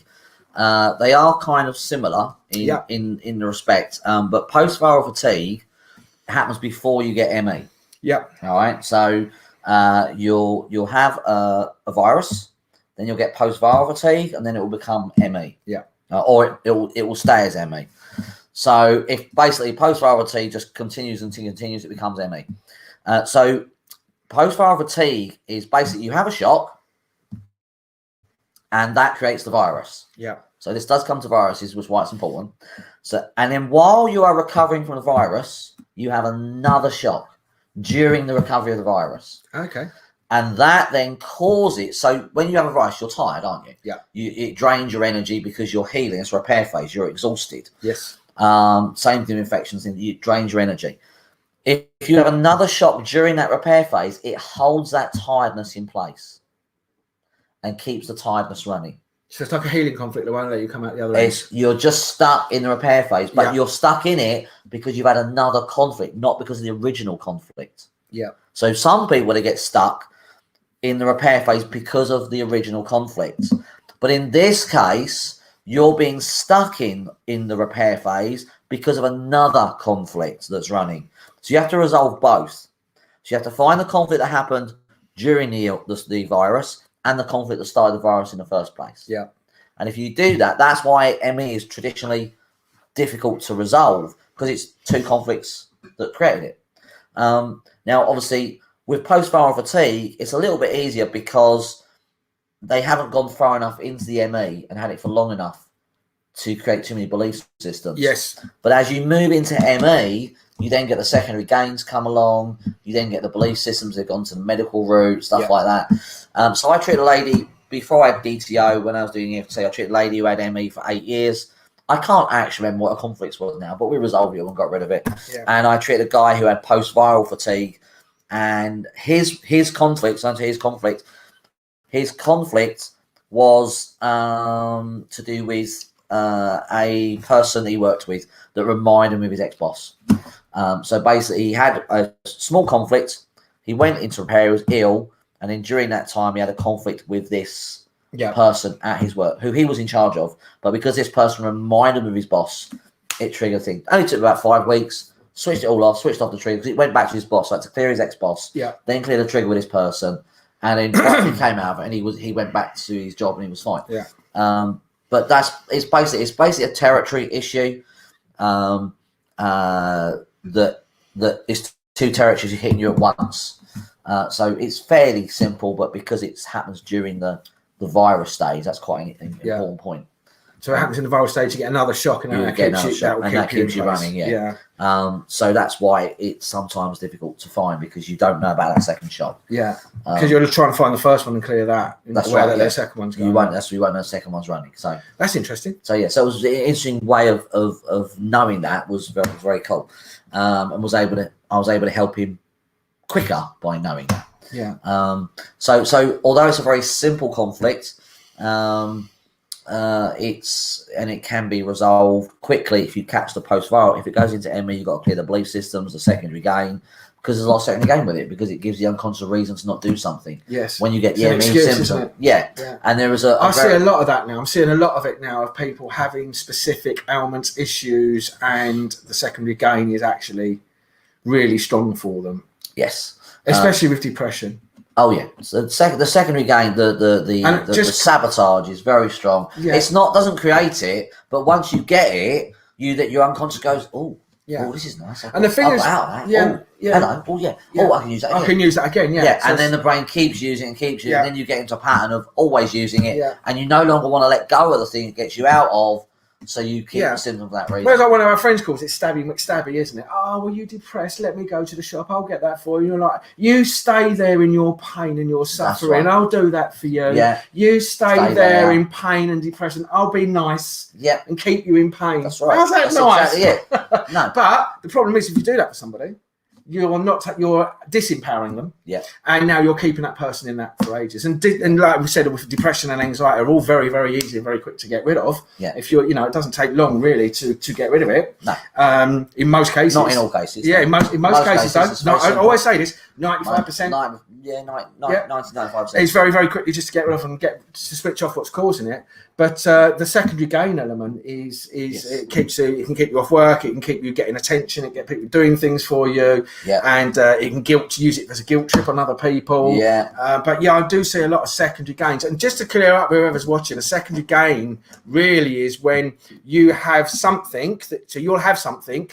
Let's say for depression, for example, but you get a perceived benefit from it, but you perceive it as a benefit, but actually it's keeping you with depression. So as much as you think it's a benefit, it's not a benefit, actually. It's not a benefit at all. It's actually... So we have that, and there's lots of different things. There's lots of different secondary gains. But your secondary gain is a behaviour. Yeah. So it's a behaviour you're doing. So if you're depressed and... your behaviour is to let people do things for you. Yeah. You're behaving that way. You're relying on other people. You're relying on other people. Yeah. That is your behaviour. Yeah. So although they're doing it, you're allowing them. Or going into victim. Yeah, if you become a victim. Or going into negative self-talk. You might start negative self-talk. Oh, well, you know, I can't do it. No one can help me, blah, blah, blah, blah. Or blah. getting angry and stomping around. Or acting like a child. Yeah, or drinking. Or doing drugs. Yeah, or having an addiction. You know, all of those are secondary gains based on an issue. But you have a perceived benefit, thinking it's actually a perceived benefit. That behaviour is a benefit in you, but it doesn't help you at all. Not ultimately. Yeah, it will in the moment, but not long term. Yeah. So I've just had quite a few people saying stuff on the feed. I want to say a big shout out to Deborah. Hello, Deborah. Deborah used to work for me back in the day. Oh, did she? Yeah, she's over in Cyprus. So I want to say hello. What day? July 1946. Wasn't that long. Do I look that old? You do. Do I seriously look that old? Even with my new top and hat. Even in your top and hat. No disrespect to Deborah whatsoever. I'm insulting Steve. I'm sure Deborah looks gorgeous and lovely. Deborah's lovely. I don't want Deborah writing to me going, you just insulted me about my age. No, Deborah moved over to Cyprus. She lives over in Cyprus. She's saying so many people put in. She said, say hello to me in Cyprus, watching with horror what's happening in England. Yeah. No, it's for me. None of this is actually happening. I'm just, I'm not actually going along with any of it because I know the truth. I know. And I'm not buying into this whole fear that there's a virus and we get jabbed and that. Because the ultimate thing is right, from the outset of this so-called pandemic of all of this, I've not worn a mask. I've not social distanced. I've hugged everybody. I've worked one-on-one with hundreds of people over this period of time. I've gone to nightclubs. I've gone to pubs that have been absolutely rammed. I've gone into restaurants. I've gone to the town centre. I've gone into shops, all without wearing masks. And I've done that consistently for almost 2 years now. And yet I keep being told that all these variants that are so contagious and they're going round the whole world super fucking quick. And yet I'm like, well, why haven't I got it then? Why haven't I had one of them? Why didn't I even get the original one? No. Well, why did I not get the even more deadly Delta variant? I should have got that, surely, because I'm out hugging, kissing, right? All these people, I didn't get that. No. Right? No, I've not had Omicron. I've not had any of them. So, really? I've got a pain in my arse. Like, really? Well, you're taking a piss out of it. And everyone's buying into it because of mainstream media and the fear. But anyway. It is. But people are choosing this and they're allowing it, and more for them. More for them. I put out post after post after post after post. I know you do I do like that, yeah. And I'm trying to also expose in my posts why people are behaving and doing what they're doing as well. It's not that I think they're all stupid. It's just that I understand what's going on with them and why they perceive it and what's keeping them with that problem of not being able to see it. Because if they have to admit that they have been, they don't want to admit they're stupid because they bought into this and they've got to inject themselves with a load of stuff when they didn't need to. Yeah. Right? They can't ever go there. Yeah. So they're not going to do that. Their ego and their self-righteousness. Remember, they've all had their rosettes. I've had my coronavirus vaccine, all bragging about it, only to realise that they were lied to in the first place. And this is the problem now. They've dug a massive hole for themselves. And like I said in the last thing, rather than just go, do you know what? I've been wrong. I've been had over it. Let's go and do something about it. What they're actually doing is going, oh, well, I can't do that. And they're scared of it, speaking out about it. So I need to go and get me booster now. I've got to have more. Can I have more of it, please? I'll continue down that pathway. Let's go back and listen to the people that lied to me on the telly, and I'll go back and listen to more of their shit as well and believe all the shit. Even though I know they're lying to me, I'm still going to watch it and I'm still going to believe the lies. And I'm still going to... This is what's the problem. And there's a lot of people stuck in that. No, I do get it. I do understand. But at what point? That's you're either going to get really sick, which most of them are. They've all got real bad mental health issues because they're all running around in fear, scared they're going to die, wearing masks, attacking everybody. That's a mental health issue because of conflicts that have been created. I will say there's a positive. A lot of the supermarkets have said they're not enforcing the masks. No, they're not. Tesco's, Aldi, they're not enforcing it. It's just people are choosing it. Yeah, I don't get that. They're choosing it. This is the problem. The people are choosing it to go along with it. This is the whole problem. I don't wear it. I don't go in. I don't care if I'm the only one in the supermarket. No, I'm looking at people going, you're a fucking bunch of idiots. What's wrong with you? Because they're just all scared. They're scared about what someone else might say. I mean, really? Seriously? Yeah. Piss off. I'm wearing it. No. Full of graphene and all the rest of it. Anyway, I'm getting on my high horse now. You're getting on your high horse. I'm getting on my You high are getting horse. your high horse. I am getting on my high horse. What are But the yeah, other so no, I just had Sarah just saying thank you. What else we got? I'd love to hear an entire podcast on this supposed virus and what you think is happening here. We have done that. We have done that. Yeah, we have. And we have been telling everybody it's cause and effect. Virus is an effect, not a cause. And if you have an effect of a virus and something's causing it, and that cause will be a conflict, and it will depend on what organ that's causing it and what the conflict is. And then when you switch it off, you normally come out of it generally. If you want, we can compile the evidence we've got and put it together in a podcast. But we'll probably get censored anyway. I mean, well, we will, but we're censoring. They're censoring everybody that's speaking out about Facebook. Anything now. Like I did, I posted that video of that guy who put the water drips into the I don't even know what the fucking tests are because I don't even done one. But no, it wasn't the PCR. It was the maybe the lateral flow test. Lateral flow test. Yeah, and he undone it and he put the water in it and he done the drips out of the thing and it come out positive. And I posted that and that was a false information video. How can it be false information when someone's fucking literally filming it? So you got to remember that all the social media people are in on it as well. And all they're going to do is allow what the narrative is. And if it goes against that and disproves it, then that's why you've got hundreds of thousands of virologists have all had their accounts taken off of Twitter, off of YouTube, off of Facebook, everywhere. They're not allowed. They're not on the telly because they don't want to interview these people. I saw a great video of Fox News. Can't remember her name, Megan, whatever her name is. And she was interviewing a guy called Sukrid Bhakti, right? Professor Sukrid Bhakti. Now, he is one of the leading brains in virology in the world. Yeah. Right? He's like up there. Not quite Stefan Langer, but he's up there. And they got him on to talk about what's going on. Yeah. And she's asking him all these questions and he's going, well, really, this is really not important. It's not good. This is all really, really bad. This shouldn't be happening. Nobody should be getting the jabs. This is how viruses work anyway. And she said, so what would you say for people that get the vaccine? He said, I would tell them, absolutely don't. There's no need to. And then all of a sudden she's going, oh, hang on. No, we've got to cut you off. Right. So anyone that's coming out that's actually not going against their bullshit narrative are getting censored. And the funny thing is this, and this is what I admired. She said, right, we're going to have to cut you off there and maybe we'll have to get you back on at another time because we've run out of time. And she went, this is the tyranny of cable television, and cut it off there. Brilliant. She was, but the problem is that everybody's in on it. And unfortunately, if you're speaking out against it, all these people that are these professionals and experts that you're seeing on TV aren't the professionals and the experts. They're paid for tosspots that are just there doing what they need to do in order to get their money. Yeah, the actual professionals and experts are being censored. The ones on TV, I mean, they're morons. You look at Chris. Just look at him, Dr. Hillary. I mean, what a twat he is. Literally telling people the other day, and they got complaints about this, by the way. So. All the information on the MHR website, and he ripped it up that are all lies, is actually the official reporting site for injuries. Actually, the official report. No, it is not. And he lied on saying on Good Morning Show with Lorraine that 90% of people in hospitals are unvaccinated. She backed it up, and they got 1,300 complaints because they know that's not true. That's 95% of people in hospitals are vaccinated. 95% of people are vaccinated. I know in Israel. I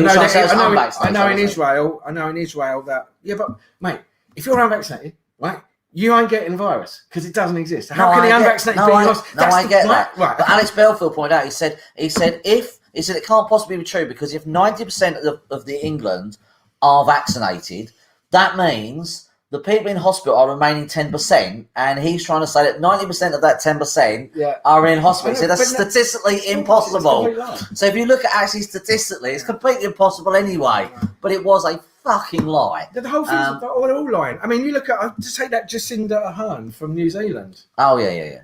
I wrote some stuff down about her. So basically, she looks like a vent dummy, doesn't she? She's a bloke. She looks like someone's working for the She looks like a bloke. Now, I saw a video of her walking down with people behind her with her in a dress with a thing flopping up and down. Oh, really? Yeah, and good. Seriously, no, she's a woman, but you can see but that. She's a man. Yeah, you can see that. And then there was also a video I saw of her smoking a crack pipe. Right. So that was good. So that's right. This is the person that's leading New Zealand and telling everybody, right? And then on top of that, she's basically announced recently that she's just ordered new jabs, and it's every 6. So it says no jab. Each vaccine gets you 6 months of freedom. And they said conspiracy theorists weren't correct. Seriously. It's all coming out, isn't it? I was like, bloody yeah. But this is the problem. All the people now, all the people that called us conspiracy theories also can't now go back on that. No, That's another reason why they'll carry on wearing the mask and watching the telly. Because they can't think, again, they've been, because I've attacked those people. So they can't go, oh, do you know what? I'm really sorry. I got you wrong. They'll carry on attacking it and go with it. It's just the whole psychology of people is just insane. But and they you know are sort of fun. So are the vaccinated who are infecting the unvaccinated? Well, no, because all illness and sickness and disease is caused by a conflict. Yeah. It's not, you don't catch anything. So even if they put something in the vaccine, there's this theory going around that something in the vaccine is transferred from person to person. Yeah, and that's that just goes back to the theory you can catch stuff. You catch stuff. You don't. You can inject someone poison, but that poison's not going to travel from person to person. What is it? Magical poison? Yeah. It's got wings, has it? Yeah. No, I don't think so.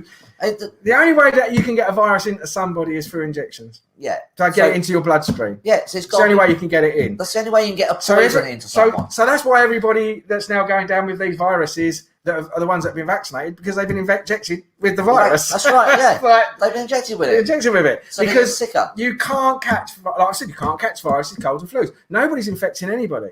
No one. Not possible. Never happened. No. Germ theory is a myth. It's a lie. No virologist, a decent virologist will tell you that's what happens. And it doesn't. Yeah, and the other thing as well is your viral symptoms are a part of your immune system. And what they're trying to do is kill your immune system. Your virus is, what they call a virus is trying to heal you. Yeah. And old people don't die of a virus when they go in hospital with pneumonia. They don't die of that. That's your virus is not there to, or the symptom is not there to kill you. Yeah. It's there to heal you. Yeah. Think about it. Think about when you go on a juicing diet, what the detox symptoms are. They're all viral type symptoms. So, but you call that a detox.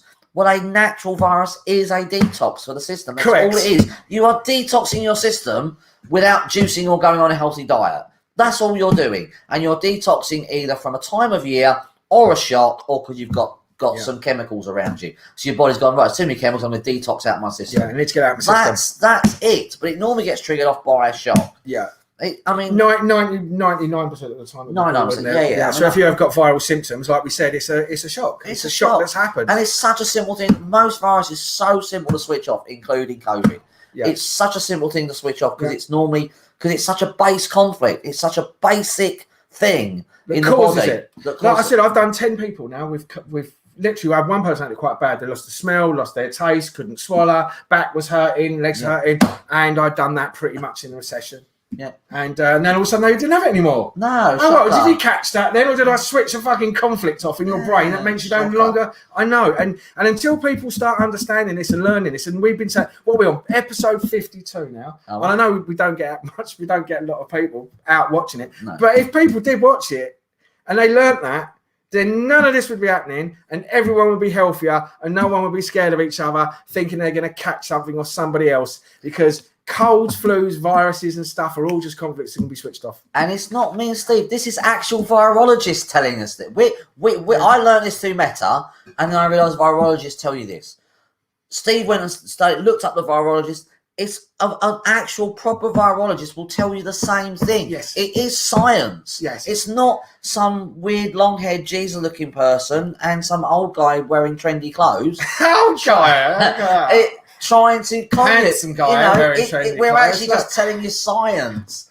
You know, and people still want to buy the fear. I know, and the thing is, it's like I've done it. I've proved it. I've got rid of colds. I've got rid of COVID. I've done it. I switch it off. People get better. No one's going to. And when you know that, that's why I'm not wearing no mask and getting no jabs, because I know it. I know it inherently 100%. I don't care what anyone else can tell me out there. Yeah, but you know, what about all these people being sick? It's the treatment that's killing them, and it's the conflict. It's the treatment, the conflict, the belief system. You know. So if you believe there's a virus out there.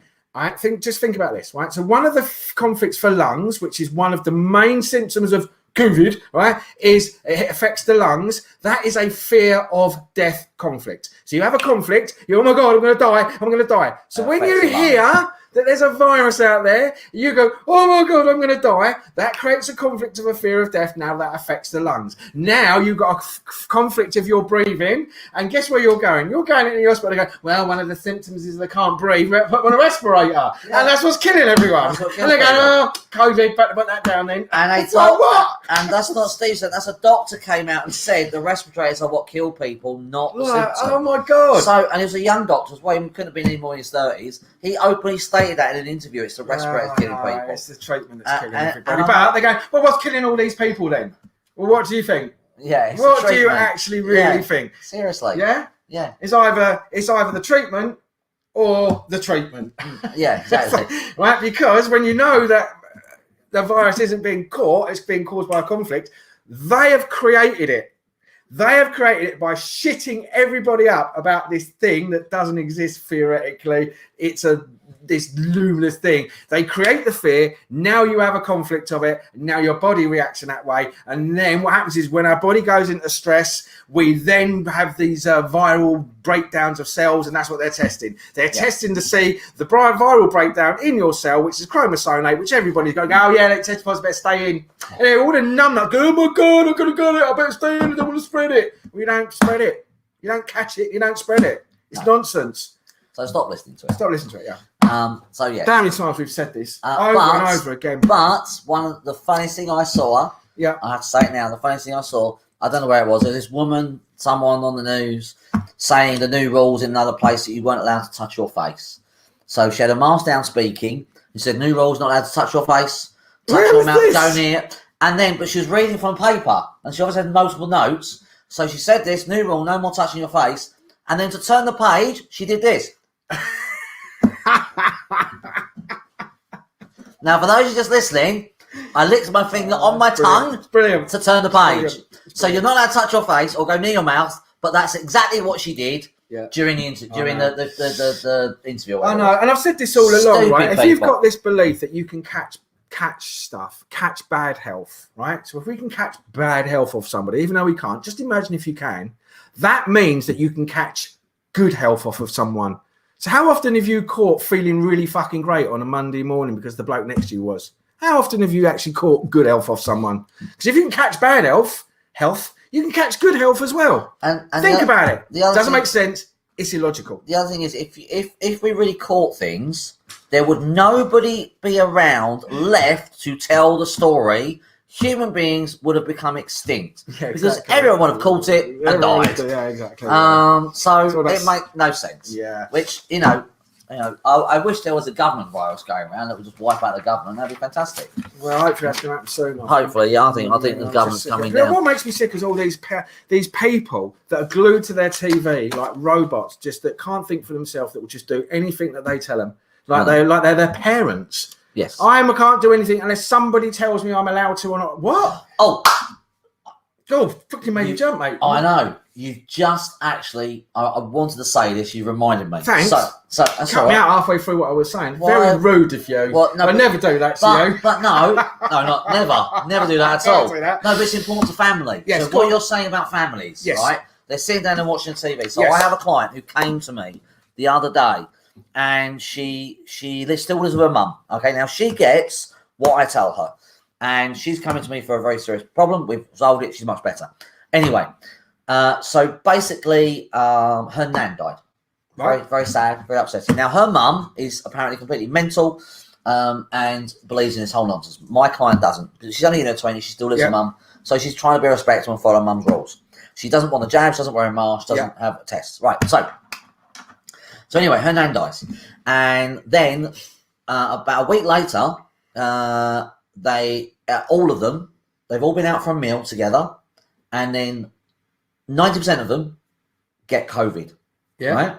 And so she couldn't come and see me because she had to isolate because she was ill with the symptoms. And her mum isolate because you never used to isolate when you was ill in the past. No, exactly.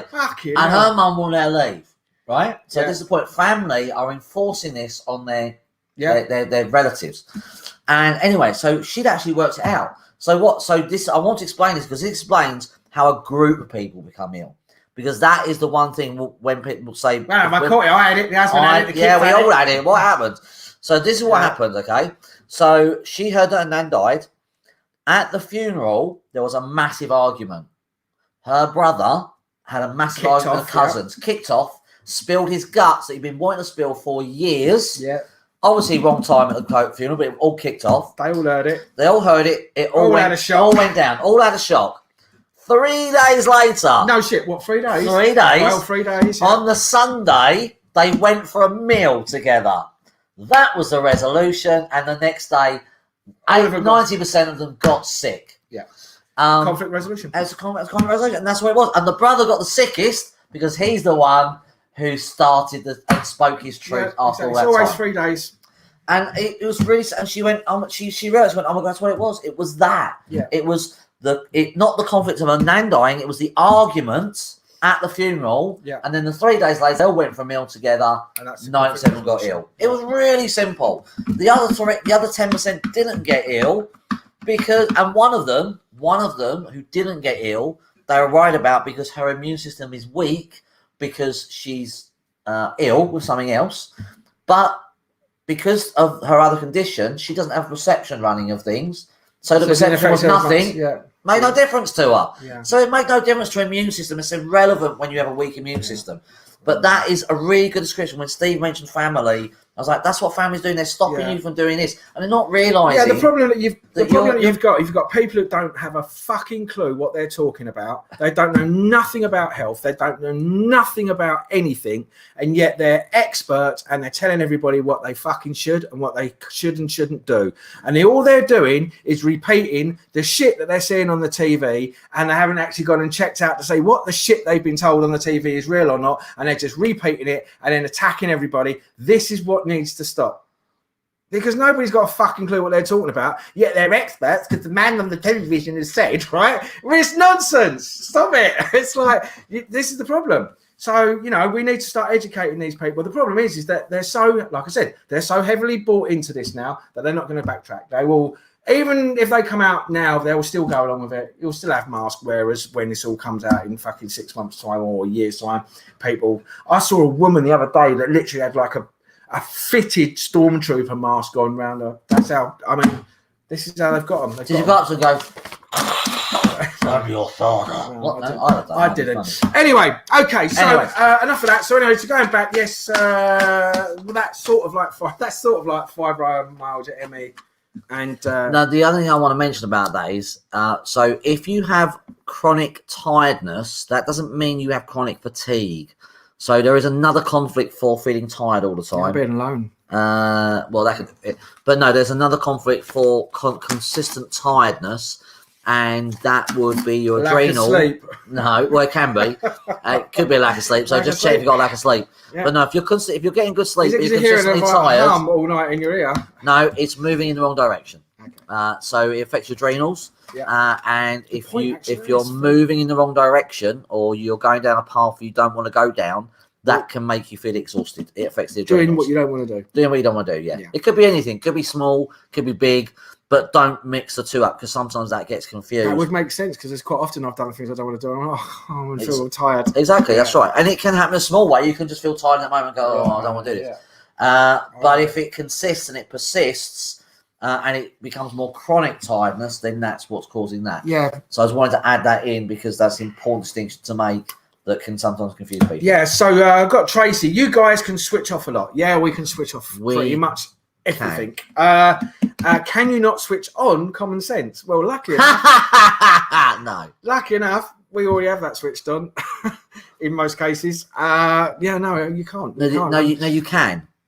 No, you can. You can't. You don't switch on common sense. You switch off the fight and flight state that's taken away your common sense. Yeah. Which is fear. Which is fear. That's the fear. The fear removes your common. When you go into fight and flight, all the blood goes from the front of your brain to the back of your brain, and now you where you're fight and flight. So you can't be. The front is where you're creative, where you're logical, where you can think sanely. Rational thinking. Yeah. If the blood goes from here to the back, you don't think rationally, you don't think consciously. you're just in fight or flight, running away, fighting or freezing. Yeah, and so that's your why common sense goes out the window. And that's why people that have depression as well find it very difficult. So you might have somebody that's very creative. They might do music. They might be a graphic designer. As soon as they go into a loss conflict or they lose something in their territory and they go into a state of depression, then all of a sudden they can no longer be creative. They find it very difficult to work. They find that they've lost their mojo. Right, that's what they'll do. I've lost my mojo. It's gone. Now it hasn't gone. It's just that you've now gone into a fight and flight response, and you're now not able to access or function that cognitive program or that part of your brain that actually makes you do and create the things that you want to do. Like for music, I've had it with when I've been making music. Sometimes I'm in a really great place and I can make loads of stuff, and then if I'm having some stuff going on in my life and I'm not feeling it because I've lost some clients, or I've come to the end of this, or I'm all this stuff that's going on now, that loss conflict makes me feel like I just don't want to do it, and I can't be creative. And then all of a sudden, when I switch that off, now all of a sudden I'm like creative again, and I can start writing and creating music again. Yeah. So it's just that what's actually going on there, really. Yeah, that's right. Yeah. So no, you can't switch on common sense, but you can switch off what causes people to lose their common sense. Yeah. But you do need their permission to switch it off, which most people won't give because they think they are being sensible. You've got to remember that everybody that's sitting on their sofa watching the television is hypnotized. And I said this from the start. You don't understand that the TV is designed and will put you into hypnosis.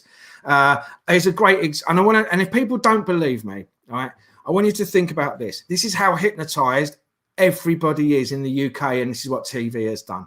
So I want you to imagine Boris Johnson is a stage hypnotist, okay? And a stage hypnotist will basically have loads of people on stage, and what he'll do is he'll get them all under, he'll wave their thing, and what he'll do is he'll go and sleep, right? And what happens is everyone will go to sleep, right? What's happened is Boris Johnson's come out and gone, and mask. And what's happened? Exactly that. Everyone's gone, mask, right? And he'll come out in 6 weeks' time, and he'll go, and masks off. And if we go masked off, everyone's under a state of hypnosis, and they don't realize they're under a state of hypnosis. They are hypnotized, and the TV is designed to hypnotize you. And when you're hypnotized, whatever you see and you react to becomes true, even though if it isn't. This is what we call mind control. They're mind controlling everybody, but ultimately they're on a state of hypnosis. And if you don't believe that, why is there 40, 50 million people all simultaneously going and mask? Because they're hypnotized, because they're not independent thinkers. They can't critically think. They are literally staring at a screen. So they've gone to work all day. They come home, they sit on their sofa, they stare at a screen for 3 hours and 4 hours. They probably don't even talk to anybody. They are in a state of hypnosis, and add a bit of fear to that. Woof, you've got them. You've absolutely got them. Yeah. Hypnotized off the scale. Yeah. And people don't realize that. People don't realize they're literally being mind controlled and hypnotized into their behaviors. So that's really what's going on. So Bobby said, yeah, I've experienced that in the past, being an artist. Yeah, it happens when you're a creative person and you get depressed. You just can't do it. You can't do anything. No, all your creativity goes. All your creativity goes, yeah. So. Right, okay. Did you even look at the answers, have you? I haven't seen anything. I can't read on the side like that. Great. Good job you can't. I'm going to put it down. So anyway, so that's sort of like covering a few issues of today. You're learning about cause and effect. We always go on about cause and effect. We don't catch cold viruses and colds. Regardless, spread the word, start educating everybody, because as soon as we do that, the more that they can't get away with this shit. Questions? Susie said, what's a chunk conflict, please? A chunk conflict is it's a metaphor for a morsel that you can't swallow or digest. So it's like you've taken a chunk of cheese and you can't get it down, but it's actually a chunk of information that you can't swallow or digest. And that's basically like what we've probably caused now by telling everybody that you can't catch a virus because it's a conflict. I'm going, what? That's a massive conflict. You do. Right, that's a similar thing. Yeah, it's a chunk. So just imagine like a physical thing that you can't, a chunk of something you can't get can't get past your throat, or you can't digest it out. Yes, but it's actually more of a metaphor. So you got to remember, everything's energetic. Yes. Right. So we have an energy body inside our physical body. Do we? Yeah. And what happens is that when our energy body gets affected by a conflict, it then manifests in our physical body. Right. It's true. I know. Okay. Right. So anyway, so you got to think about it as information being energetic, and the energy can't go through. You understand that? Yes. Great. Brilliant. Okay. So So we are now going to move on to the Harry Potter quiz, mate. Whoa, exciting. So I have taken quite a bit of time putting this together. So if you girls and guys want to join in with the Harry Potter quiz, as this is sort of coming up to Christmas, and obviously John does struggle with general knowledge, and I've done the same thing. This time I've written the questions, and I'm giving you the answer. Brilliant. All right, Fantastic. you just got to find and select the right answer. One. That's right? brilliant. So that's what we're going to do. So if you guys and girls want to grab a pen and a piece of paper and play along with the Harry Potter quiz, then feel free. Go for it. So it's the same format. 10 questions. Okay. Got to get 6 right. You got to get 6 right, and if you do get 6 right, you can win this amazing Healing the Mind keyring. Look at that, ladies and gentlemen. It's top drawer. That I mean, it's priceless piece of priceless piece of silver, and also the Healing the Mind pen, which like even got its name written on that. Priceless commodity. Is that white gold? Is it? It's white gold. Is it white gold? As you said in the last, eBay, that's 50 quid. Yeah. So anyway, Rebecca said we'll help you, John. So Rebecca's go, Rebecca. Go for it. No, hang on. Whoa! It's like coughing in the $64 million thousand question. Yeah, I'll go to the toilet before I answer. Do I look like Chris Tarrant? No. Is it Jeremy? I don't even watch telly now. Who does it now? Is it Jeremy Clarkson? I don't know. I don't watch TV. TV's shit anyway. Anyway, right. So. Are you ready for this? Yes. Are all the viewers ready for this? Have you got your pen and you got your bit of paper? We're ready. Great. Did you read them? Wow. Did you read them? I know. It's brilliant. Okay, cool. So, question 1, ladies and gentlemen, we're going to start with this little chestnut, this little beauty. So, when Harry used the Marauder's map, it showed him the one-eyed witch passageway, which led him to where? Was it the 3 broomsticks, Honeydukes, or the Shrieking Shack? Oh, crap. So when he used the Marauder's map, it showed him the one-eyed witch passageway. Where did it lead into?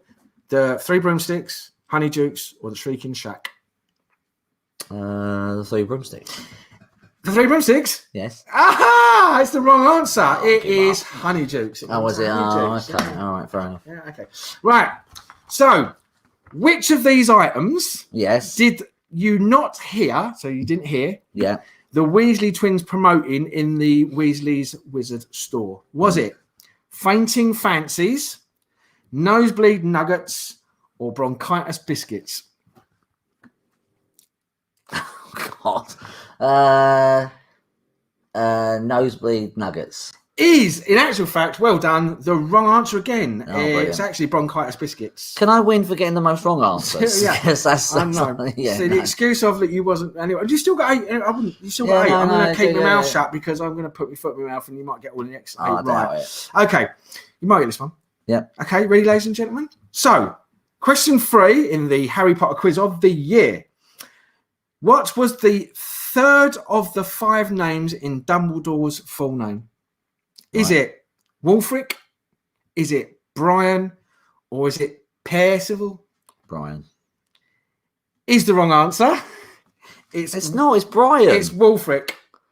Okay. All right. I don't know. It's Wulfric. Okay. Right. I thought it was Brian something Dumbledore. No. Well, it's the 3rd of his 5 names. Okay. All right. So it's Wulfric. Okay. All right. Okay. Cool. Stop looking. No, I'm not looking. All right.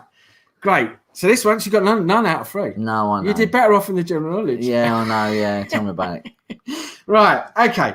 Inside Gringotts vaults, right, along with Flagrante, what curse was applied to Helga Hufflepuff's cup in order to deter any would-be thieves? Was it Reducto, Expulso, or Gemino? Reducto. It's not right. It's Gemino. Okay. All right. Okay.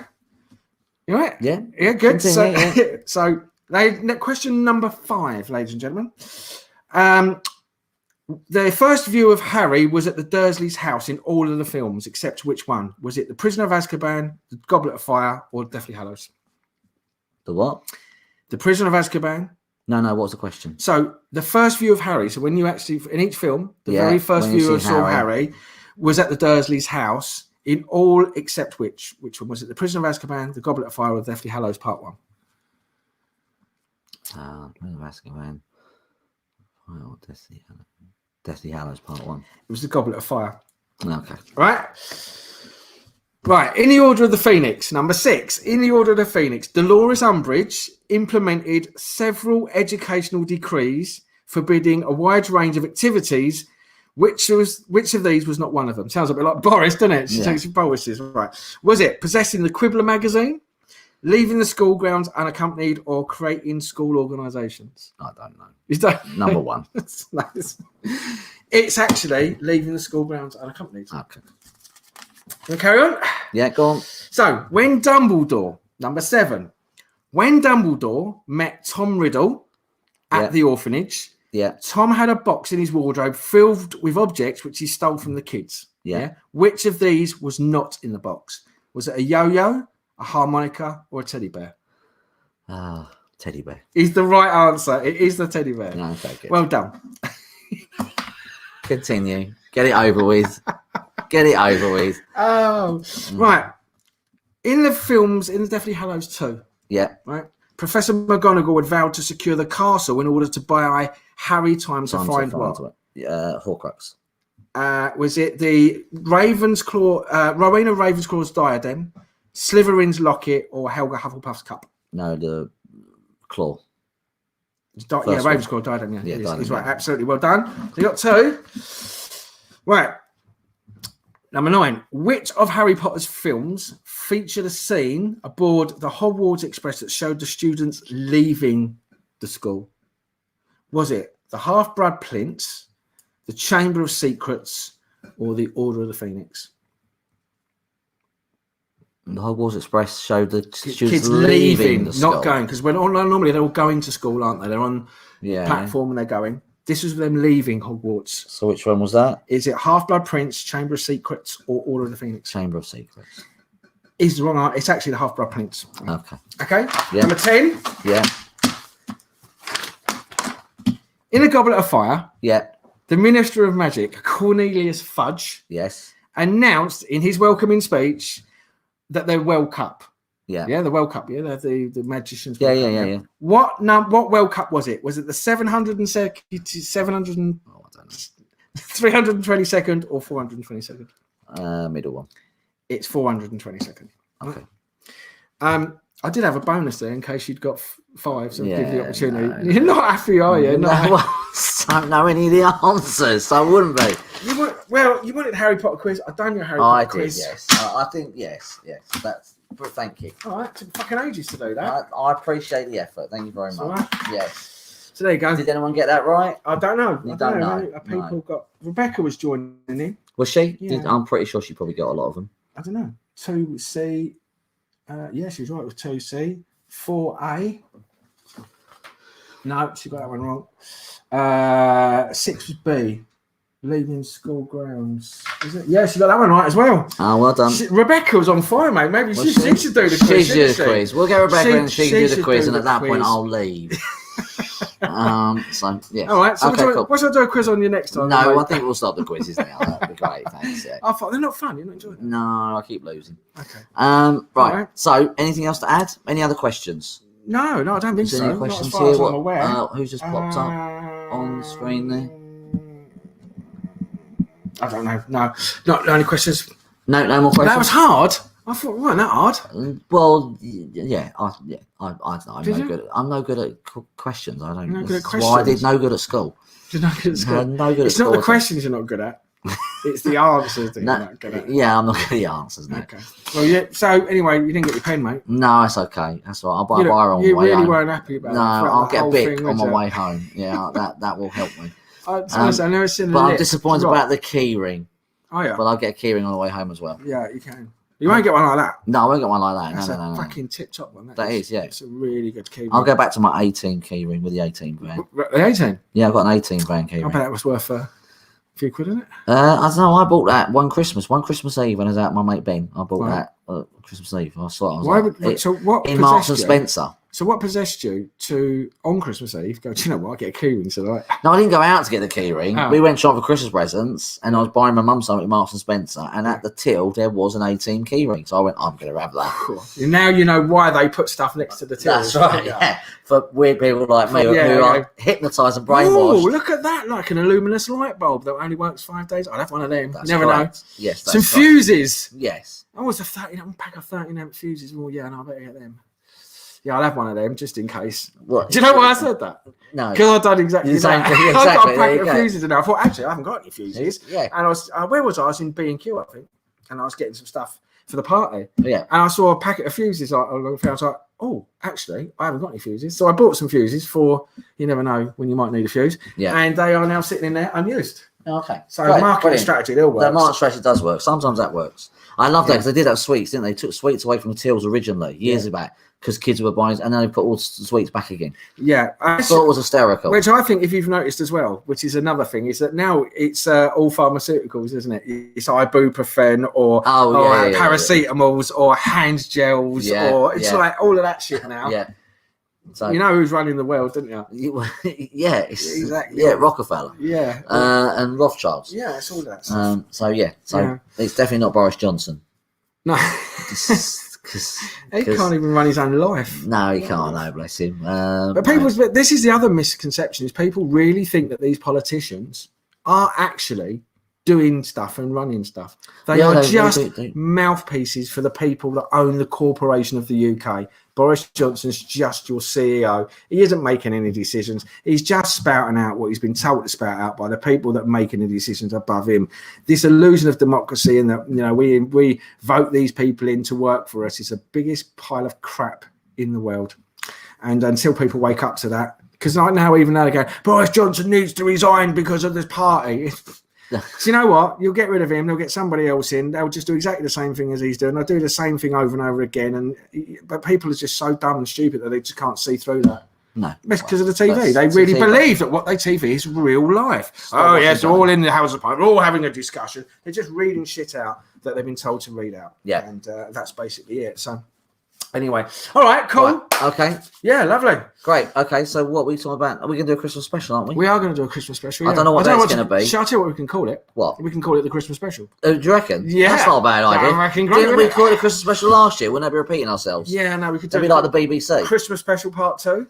Part 2? Yeah. That's a hell of a gap between parts 1 and part 2, isn't it? We did a Christmas special and a New Year special last year. We did. We can do that. That's fine. Are we going to dress up? I'm thinking about getting a Christmas jumper. Are you? Yeah, or dress up as Boris Johnson. Thinking about it. I'm thinking that's about what Boris. See, that's something Boris Johnson's at. We're thinking about. We're thinking about. And that means that, and everyone goes mental because he's thinking about it. We might. The news will turn around and say Boris Johnson is thinking about. How the fuck does what the BBC knows what Boris Johnson's thinking? The irony is, people think Boris Johnson's thinking. Yeah, exactly. And even Boris Johnson thinks he's thinking, but really, he's not really thinking. Yeah, you can't even say something without and stuttering. Just think about how lucky right now we are. He's a clone. He's a clone. Just think how lucky we are in the world right now when the two leaders, probably the most two powerful countries in the world, the UK and America, the US, you've got a Joe Biden and you've got a Boris Johnson. And you know what? You've got 400 million people following and doing what them two fuckwits are telling you to do. If you are doing that, then you really are you're fucked, mate. You've got no problem. But it's interesting now because they're showing Boris Johnson just like they're showing. No, seriously, I mean, honestly, you've got a geezer who's completely messed up, hasn't got a clue what he's fucking doing, can't even speak, shitting himself when he goes and see the Pope, and you've got Boris Johnson who's having parties and can't even fucking speak, and then you've got 400 million people listening and following what they tell you to do. Yes, you are mentally ill. Yes, they're very. But Biden's approval rating is now down to 22%, which I thought was great. And Boris Johnson's approval rating has gone down as well for the party this week. But don't you think that's crazy? That throughout all of this whole lot, it was the party that did it. It was the party that did it. It's not the lies, it's not the fraud, it's not the PCR test fraud, it's not locking you down, it's not lying to you about Christmas, it's not the murder and the genocide. It's not the murder and the genocide. It's the Christmas parties he had. Yeah, the Christmas party now everyone's up in order. up in Yeah, that. yeah, yeah. That's it. That's enough now. I mean, We've had enough again, now. that just goes to show you the level of intelligence in this country and what's really going on. Yeah. That people are more worried about that than actually what's all that. Don't worry about all the murders that have gone on in the care homes and whatever. No, and the don't things they're worry going to about be bringing out in January with the midazolam for all the kids and that. No, that's all right. That's You know, fine, yeah. But him having a party, Right. yes, like, Fuck him. yeah, fucking, it's Yeah. incredible. Okay, yes, we will have another one. When just before Christmas, maybe 22nd, 23rd. Something like that. Yeah, I'm not sure what, Yeah, we'll do another what one. time we'll do one day. We'll do one, but yes. And we'll probably just go over a few topics and just talk rubbish on that one.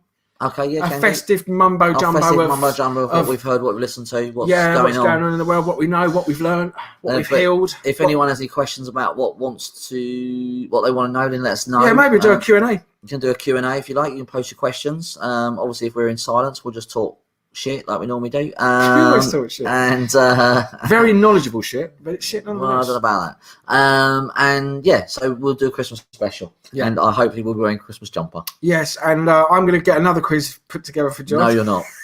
We are boycotting quizzes. I've decided to put a mask on Steve, so I can't understand the questions. Oh, dear. Well, I can't understand the questions anyway. So I'll have to come up with some other little novelty thing to do. I don't want you to show me your dick again. That's not. Is that... No, it's not. When you say a novelty little thing, that's not. I don't want to hear that. Oh dear. I had to switch that off. What? Seeing your novelty little thing. No, no. We're gonna have to. Last time you showed me. Yeah.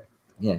So you said, thank you. I'm off to go and watch some Harry Potter. Okay, cool. Me You're going to check out all the answers now. I'm going to watch Harry Potter as well. 7. Try and brush up on it because clearly didn't know anything. So I fan would love as to know how the most powerful wand in the world got snapped so easily at the end of the movie. I can tell you, I was actually out that night and I fell over on the ice. And yeah, that's how I snapped mine. That's how you snapped your most powerful wand. Is it? Right. Yeah. Okay. I don't know about that, but how did Harry snap his one? But yeah, so I'd love to know the answer to that one if you can tell me. Most powerful wand in the world, and he went and he threw it away. I was like, what did you do? Surely the most powerful one in the world we made us a bit more sturdy, like maybe the black box American. Well, did you know that? Is it all wands are made out of the wood from the holly tree?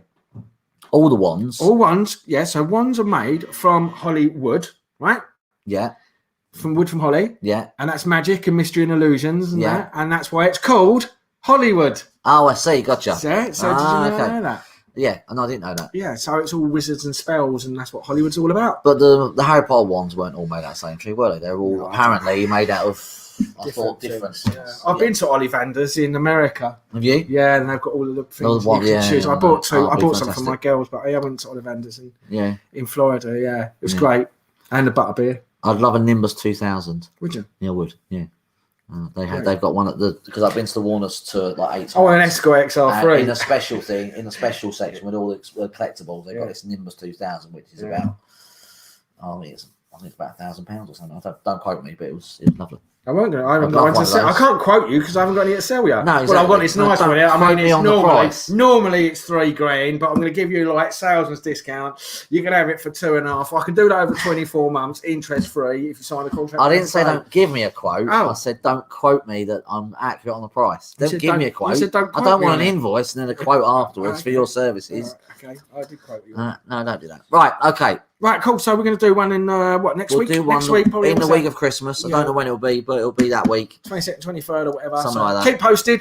And like I said, if we'll probably do a Q&A, maybe do a Q&A. So if you've got any questions or anything that you want to know about regarding an illness, an ailment, a disease, or anything that's got going for us, please, anything, just let us know. We'll tell you what the conflict is and how that can be solved, rather than shoving loads of pharmaceuticals in you and being stuck with it for years and years and years and years. Am I wrong in saying that, John? No. Great. Have a really awesome week. If you want to work with John for pain, which I highly recommend, thank you very much. And also, anything go no, apparently. Yeah, and also for any mental, emotional health issues, pains, disease, then contact John on the DTO system. If you want to contact me and work with me with a whole range of exactly the same thing, then go to my website, which is healingthemind.co.uk. If you want back issues, back copies of... you all right? We're keeping you awake? I was wrong, yeah. Am I that boring? You are. Great. Am I? Well, sometimes. So if you want to go and listen to other issues or back editions of the Inside Out Effect, you can go onto our YouTube channel, which is the Inside Out Effect with Steve and Jonathan, or go onto our Inside Out Effect Facebook page. So other than that, have you got anything else to say? No, have a great weekend, and hope you're looking forward to Christmas. And we'll speak to you next week. Yeah, we'll speak to you next week. Have an awesome week. I've been Stephen Jakes. This has been Jonathan Shaw, and we both bid you good night and farewell. Ciao. Good night and farewell. Yeah, good night and farewell. Oh. You know Chinese?